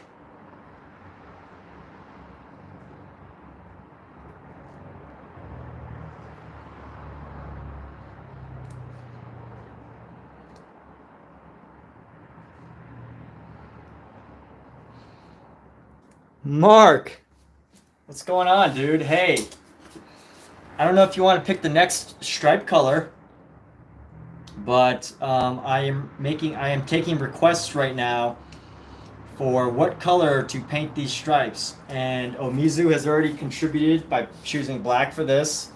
Keegan has already contributed. I don't know who else is in the room, but would love to bring a piece of Mark Dietz into this painting by putting your idea or your version of a color. So the next stripe is going to be right here in the center, almost right in the center. So you can see the colors right now. We got this like peach right here. We got a light yellow ochre over here and a red right here. So if you want, feel free to pick a color, any color. I won't question it. I mean, I will question it. I will ask like, oh, what made you pick that? But not question it as in like, yeah. I might question it, but I will. No matter what the outcome, I will definitely use the color. The outcome of that answer. So feel free to let me know if you like. If not, that's cool too, dude.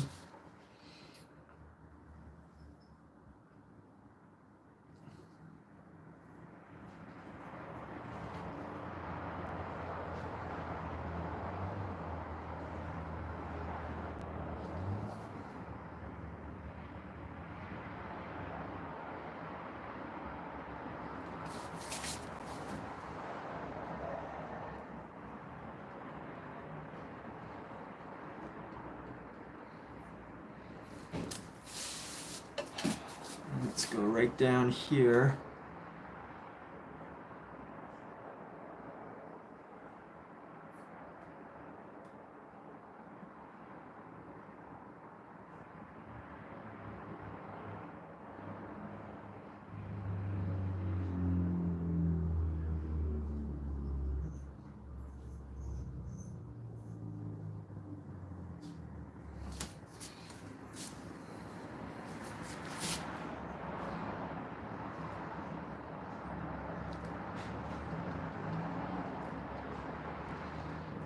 White. Well, let's see what you used to draw surreal hands a whole lot, so you got good at them. You haven't drawn them in a while because you want to draw the things, so you could do that. Thanks. Hello, Mark. Did Mark say anything? No? All right. All right. Well, quadruple A, you haven't shared a color yet, so is that? I'll let you pick the next one until Mark either gets back or if he wants to share, he can pick any time. But we'll go with the white with turquoise.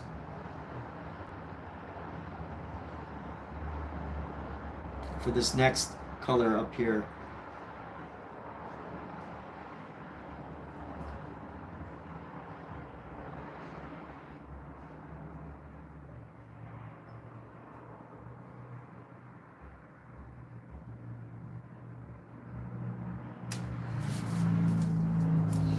So we got that.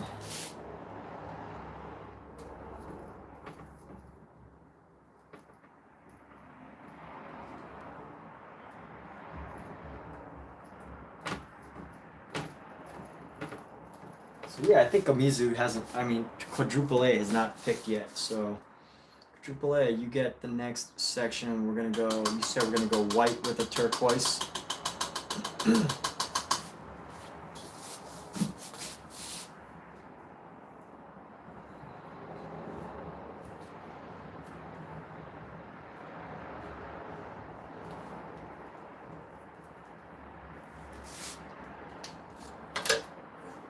So turquoise, let me think, like a very light blue with a hint of green. Just trying to plan the color out here. Forest green. All right, so Mark, because quadruple A answered before you, I want to ask you, what you get to pick. I'll let you pick since I asked you first, Mark. Do you want this slot for the forest green, or do you want this slot for the forest green? This slot, the very next one, or the one above that with the red? You want the green next to the red, or do you want the green next to this tan color? And by forest green, you mean like a really nice dark, like olive navy green? Just to clarify some details here. Did you pick yesterday? I don't remember. Well, anyway, today's a different day. Today is a new day. And my memory of yesterday has been wiped away. So we are here, and you are here now with an opinion, and that is all that matters. So since Mark isn't picking, I'm just going to allow quadruple A to be in this next one, and then let Mark's forest green be with the red. So let's mix our own turquoise here. Like a white with a turquoise.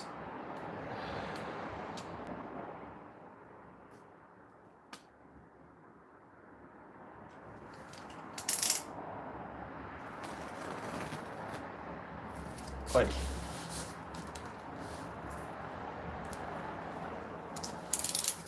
you know what? Tomorrow will be another day. And I may or may not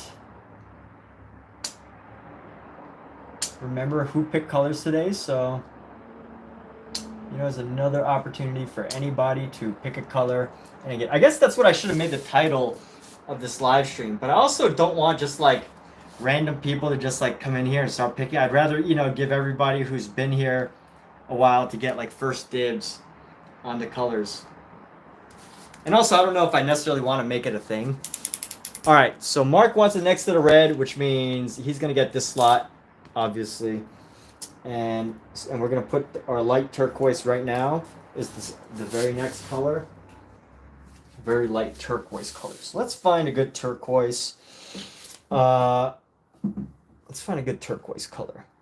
This might be a bit of a challenge. Got this green right here. And I'm going to mix that right here. Bring in some of our yellow to lighten the green. And I'm going to get like an emerald. And then I'm going to get a blue. Just add a hint of blue here. That might be a little too much blue. But let's grab our white, a lot of our white here.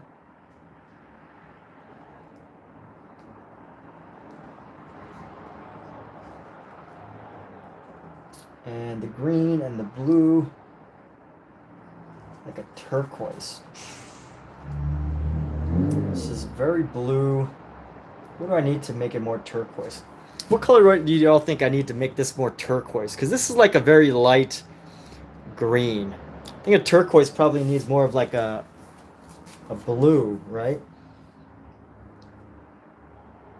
I'm trying to imagine the color turquoise right now. The light blue.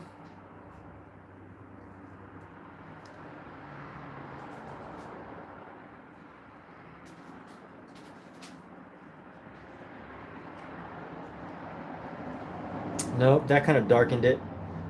Let's grab some more.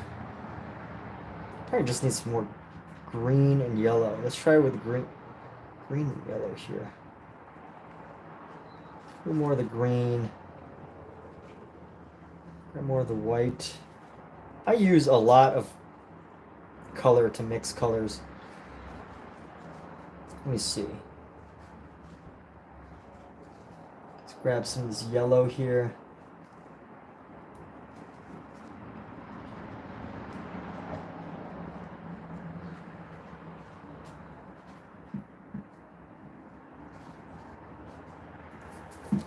I don't know. This is still.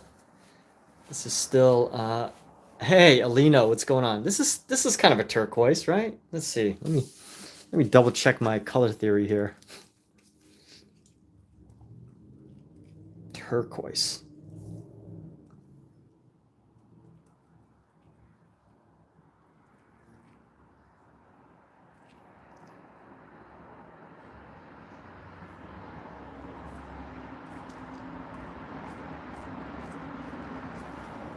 All right, so we're looking at this. Turquoise is definitely a bit more of a bright, shiny blue. I mean, this is almost like this green, but I think it needs a little bit more of a blue and possibly like a purple. Yeah, it definitely needs to be a bit more blue. A little bit more blue.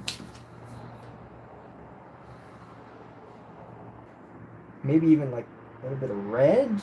Huh. Add this pink into here and see what happens.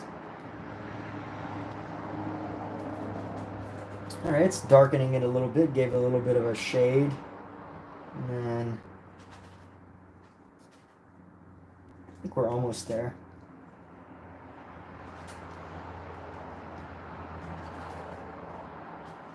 A little bit more blue.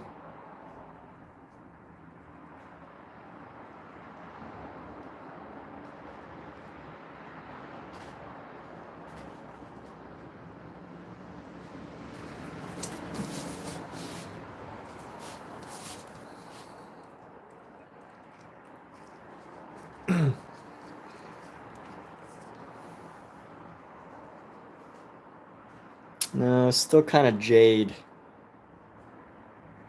Let's see. Turquoise. It's blue to green. Yeah, no, we're kind of there. We're almost there. Like, it's a range. Just needs a bit more... It's a bit more highlight of some color.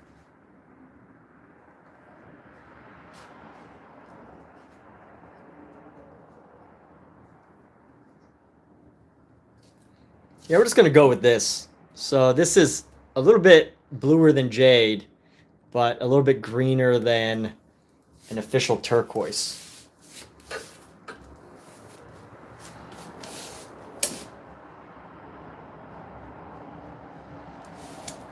You know what? We're gonna add more white, since you said a very white turquoise. So let's go ahead and do that. Lighten it up a little bit. And that used up a lot of color. I don't know, this doesn't even really look like turquoise up close, but whatever. It will have to do, because we've already laid down the color. That's a hard color to make, man. Anyway.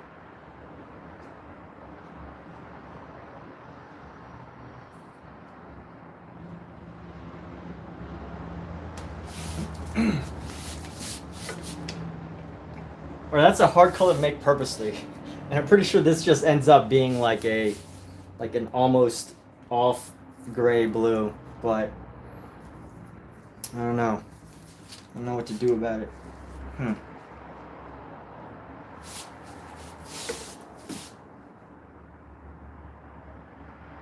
And there you go, people. I am not good at mixing the color turquoise. The truth is out.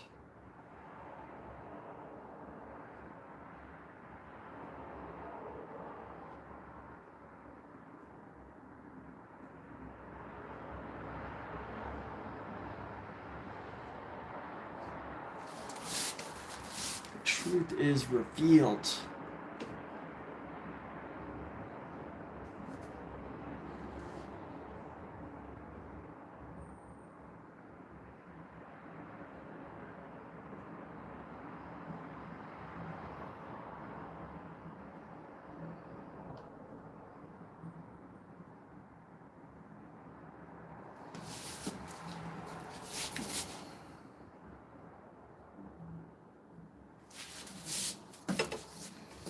And here we go. So I'm gonna bring this across.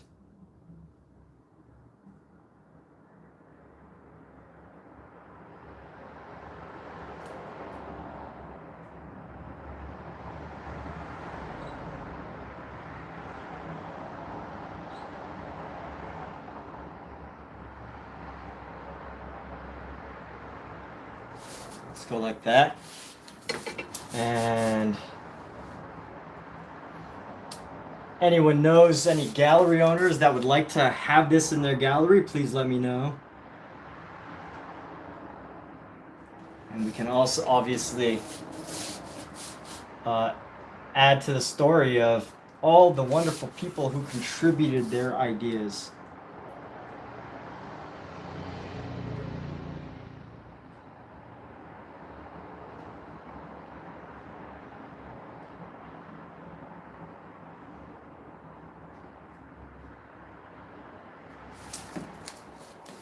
Okay.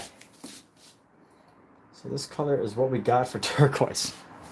So Jade Range, what blue and yellow, ultramarine, which obviously is gonna darken it a little bit.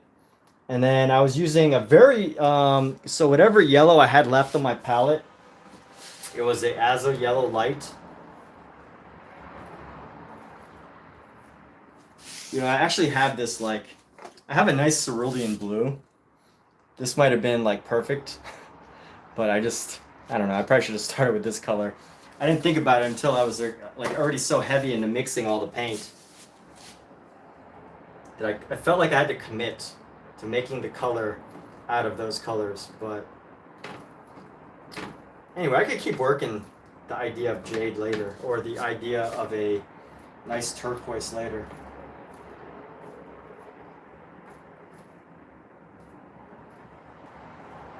Alright, but right now we are on to phthalo blue. I don't think I have a phthalo green.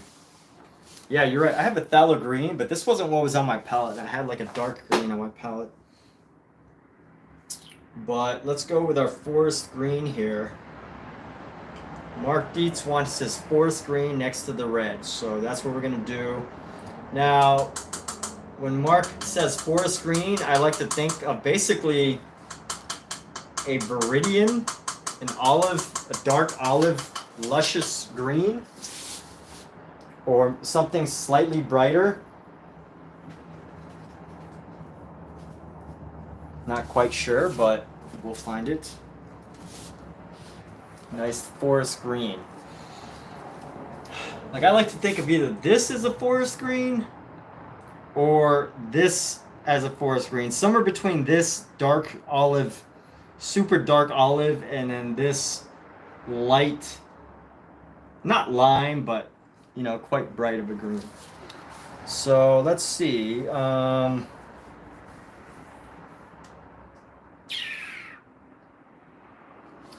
Maybe we're gonna let me bring this green into our light blue that we had, this viridian,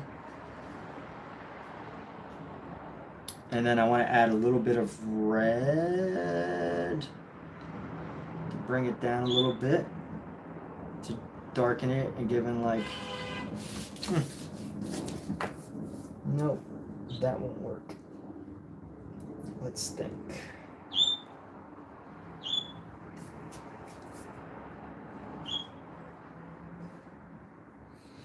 So let's go. Should add some more yellow. Let's bring out our cad yellow light. I'll lay this down again.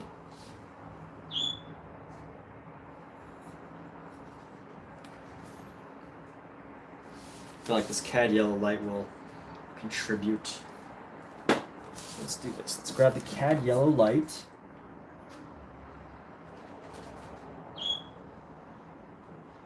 Ah, this is coming along. I think this is okay.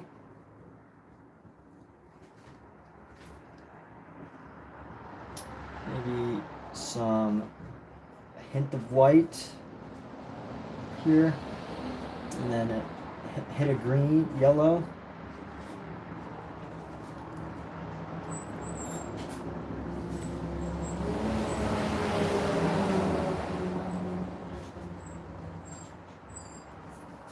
And I think we got it, right?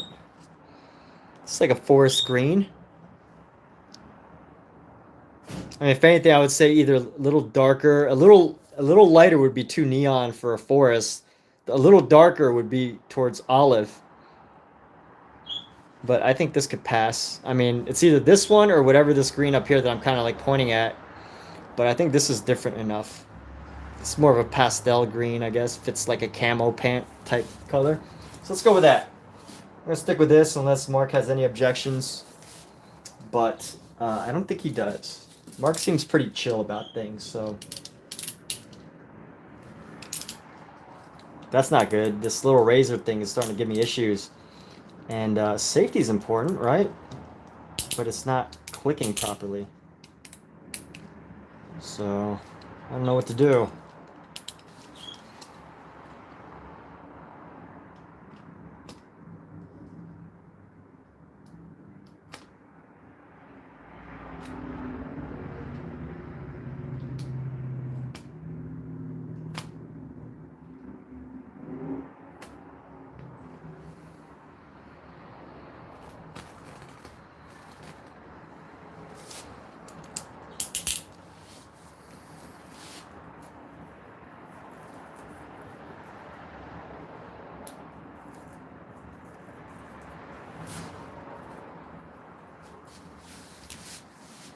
Why is this? I don't understand why this is starting to lose its clicketiness.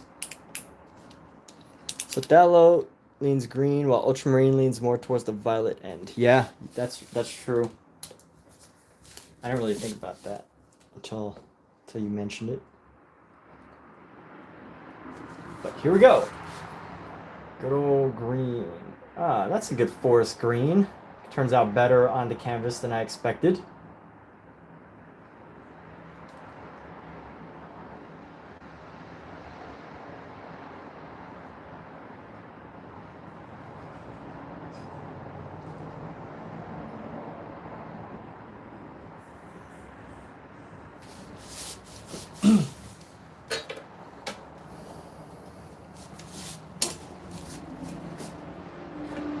And here we go. So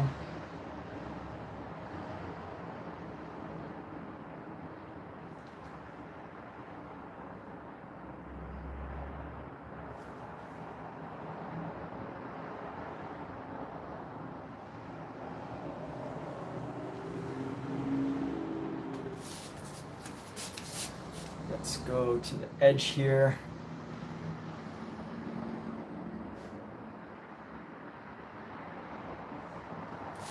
Getting to the edge is always the hardest part.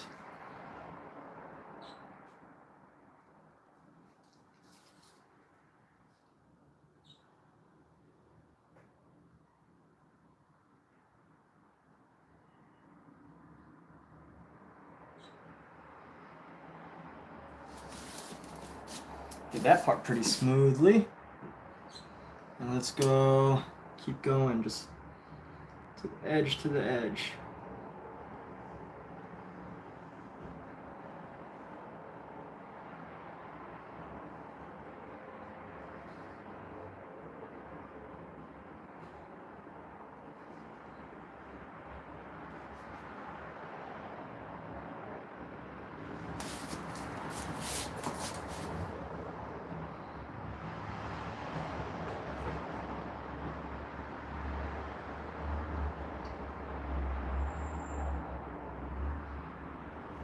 Okay, we got our forest. You imagine painting it is really tricky because I have to consider all the undertones. Yes. All right, so we're making progress, and if nobody new wants to pick a color, I will continue on with my own colors. Obviously, I would love to just keep having people say, hey, I want a color. But I also feel like I want, more people to have a chance who are just popping in, but also at the same time, I need to maintain my personal vision of this. I don't want to lose myself too much. Here's the funny thing, I really didn't have a specific vision of every single color that would be on here. So I guess that's kind of like BS of me trying to maintain my own perspective. But you know what? What's interesting is every single line as specific, how do I say this? Although every single line is very mechanical as far as the brush strokes go, I think every single line definitely reflects, whatever the color is, reflects reflects an element of color, reflects a form of expression. And I almost wonder if I was to break my own rules. So my initial rule was to be like, hey, every single one of these lines is going to be a totally different color than the line beneath it. But I'm almost thinking, what if I make one line just totally white? What if I just make this central line just all white? I kind of feel like that would be interesting. But I don't know. Maybe I'll do that. What if I break my own rules just to have a bit of self-expression that a rule is meant to be broken. I don't know. have this one line white. Would that even work? I don't know. You know what? Nah. I'm just gonna keep it. I'm trying to think through ways that I could spice this up in some way. Or maybe it doesn't need to. Maybe I don't need to try that hard.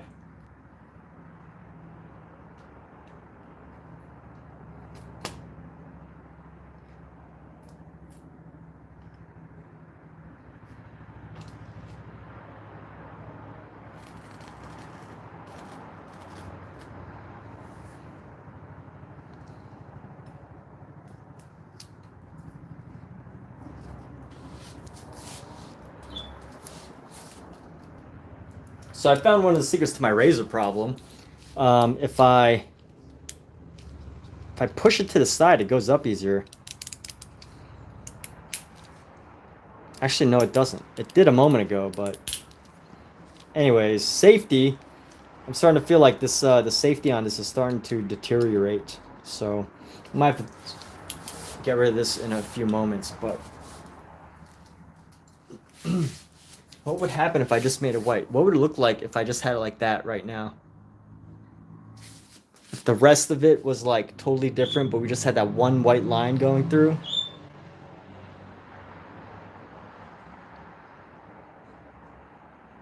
Maybe I should have left the tape on there to decide later. I don't know. What to do, what to do.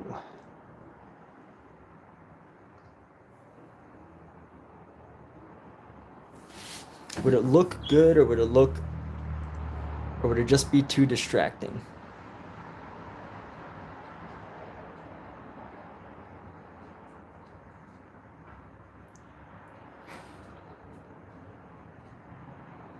I just leave this as white. I mean, it means I need to get more white, which I need to do anyway. I have so many black paint tubes. Like, way more than I will ever possibly need as far as the color black goes.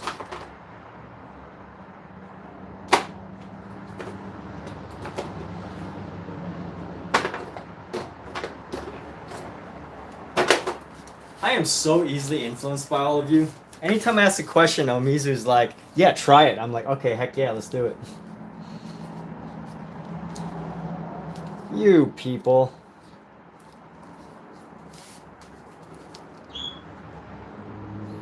Alright, so here we go. I'm going to lay down this white right here by our green.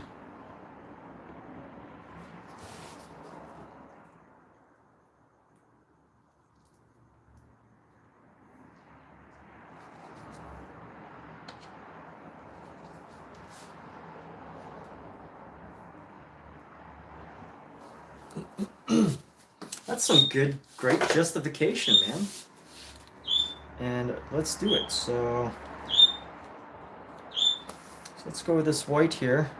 A nice creamy Gamblin 1980. And you know what will be distracting? This white's going to be whiter than the other white because this white's coming straight from the tube. The previous white, I think, is going to have interference from... I think I was trying to go for like a really light pink. And I guess the pink from below was interfering. So this white's going to be even whiter than the white next to it. But I'm going to try to keep the green out of it. Hopefully I can. But yeah, we're going to use this white paint. So this is going to be slightly different. This is going to be slightly different shade. But the idea is pretty much the same. So yeah, let's do this. You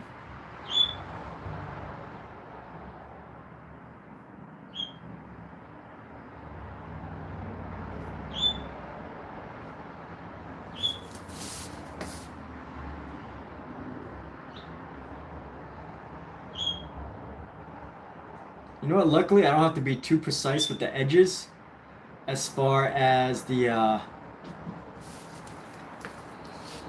left and the right edge, because the values are pretty much the same. I just got to be careful once I get into the green how I'm going to do the green. So let me just get this to the edge first. Get this to the edge. Make sure I touch the corner here. And now for the difficult part. I want to make sure that get this green.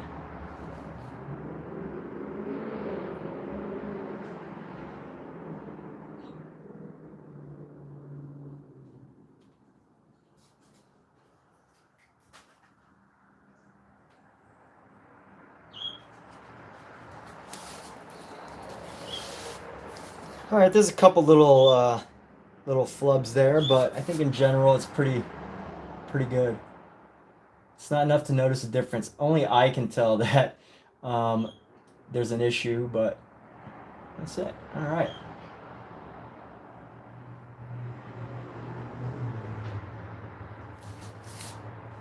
So there we go. All right, kind of cool. Just throwing this white band in front of the cat. Yeah, when you look at, you have to look really up close to see that this white is like as close to the straight from the tube as possible. This one's a little off, like red. So, you know what? You have to look close to see, but it's enough for me to notice. So we're gonna move on to the next section here.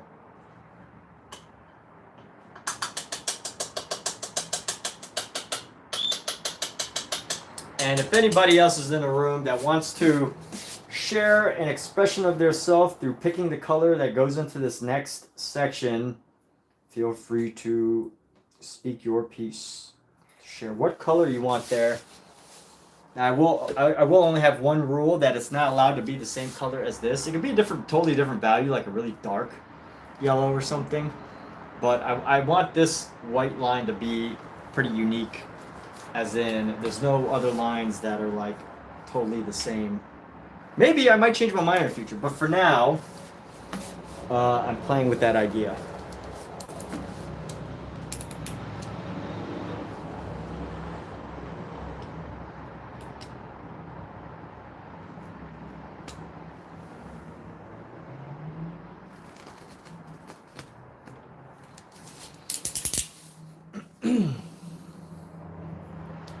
So what am I thinking here? All right, what color?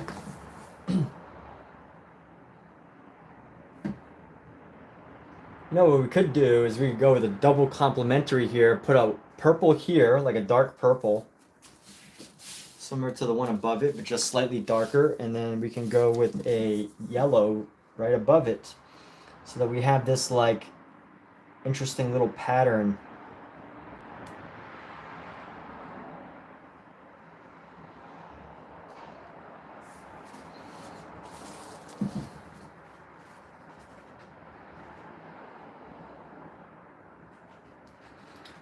We're going with this illusion of, you know, the color right above it's also a purple.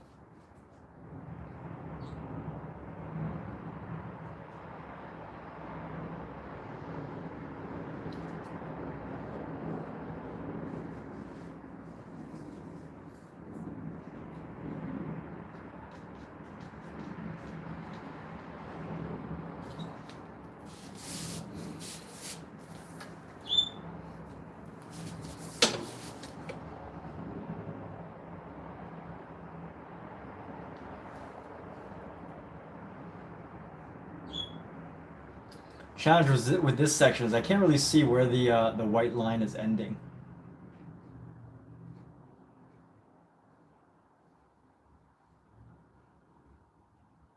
You know, Mark, at some point I will put pink, but not for this section or the next one. I will use pink again, though.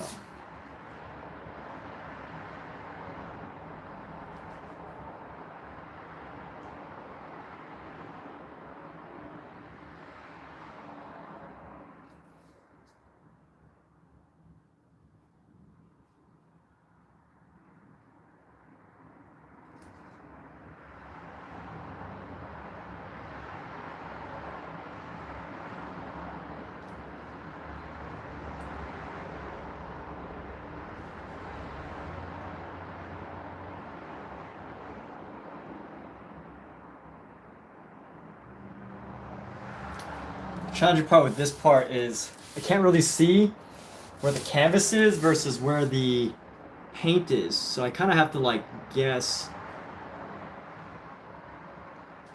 where the paint ends. I mean, honestly, it's not that important for this section.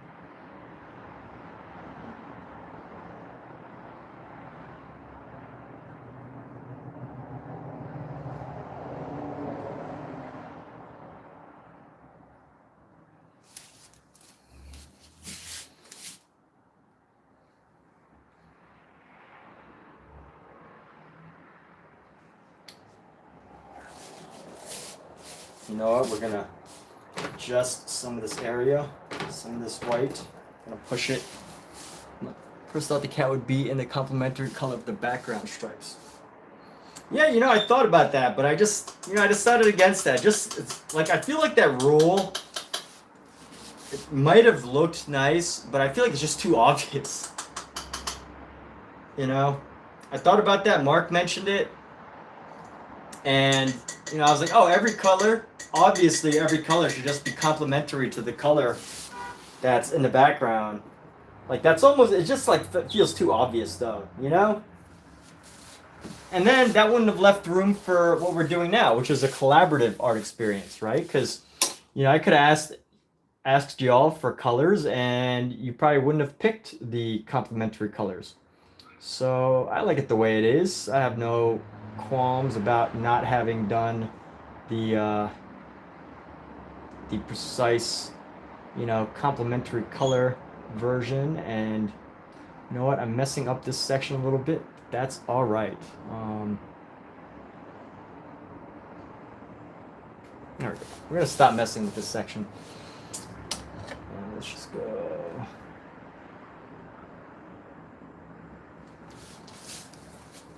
Because that purple has invaded a little bit. And here we go. Oof, this section's gonna bother me.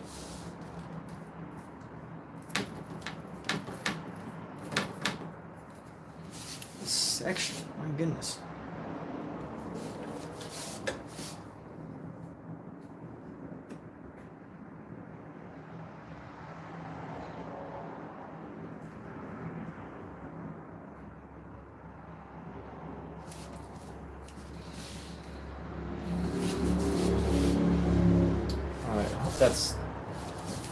That's good enough. All right, so next one is gonna be yellow. We're gonna do this like count this.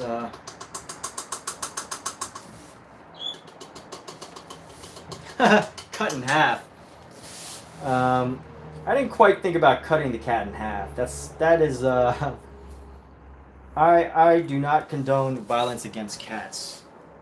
I support only good things that happen to cats. So cutting it in half is not how I would put it. But physically creating a visual separation of the top and bottom of the cat, that's something I can roll with.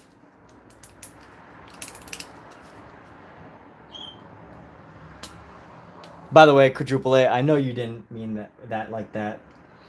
I'm just adding to the discussion here.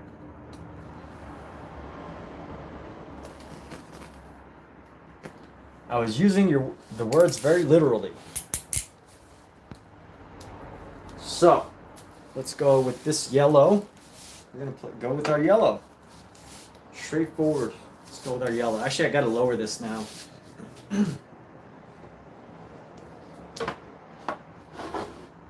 Lower this a little bit so that it's easier to work with for me. Let's bring this down. Bam. So that I have an easier time working. And honestly, will I finish this tonight? No.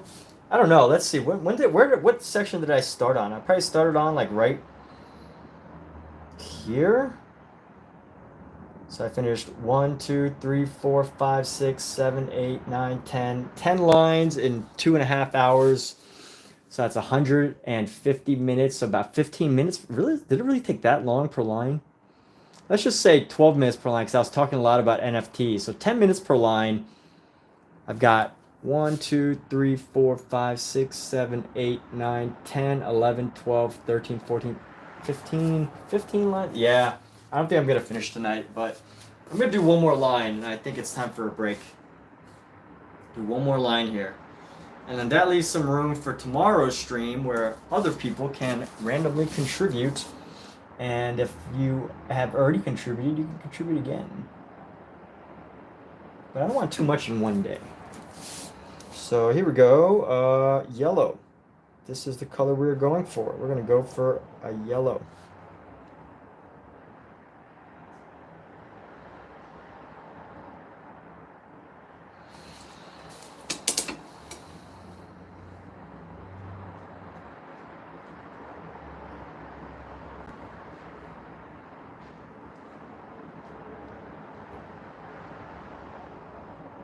And I kind of like this, like, you're expecting to see one thing. You see the bottom is kind of random, and then, this middle, there's a line cutting through it. And you're kind of like, does the artist know anything about complementary color? Like, why would they mess with our eyes? Why would he try to confuse us and create a sense of confusion? And I don't have an answer for that. I don't know. I just did.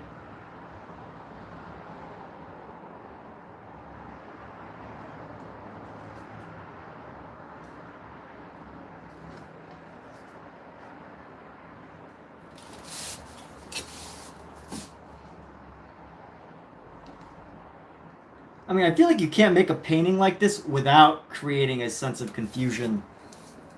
Right? Like, that's just what this painting does. Anything with, like, really stripy stripes is going to give you a sense of a visual distractedness. You're going to be distracted visually by stripes.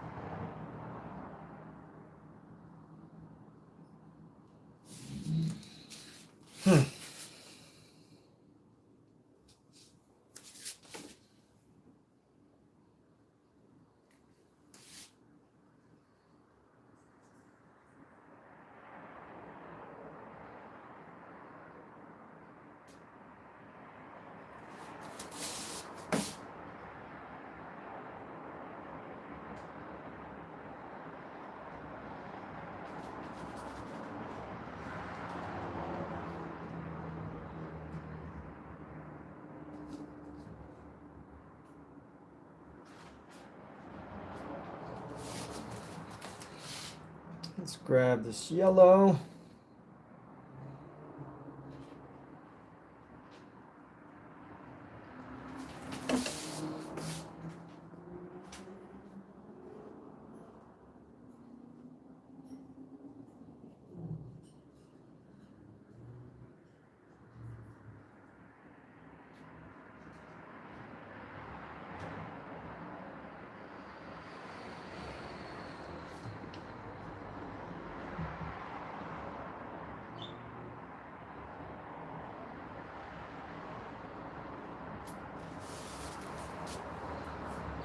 And gotta go. Hey, take care, Mark. Thank you for popping in. Good to see you. Good to see a familiar name.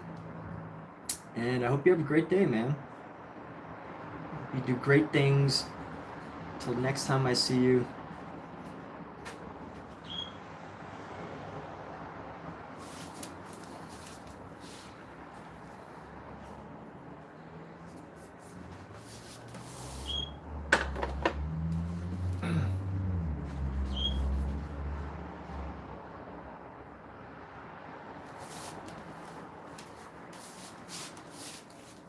And let's just throw this paint. Throw this paint in here.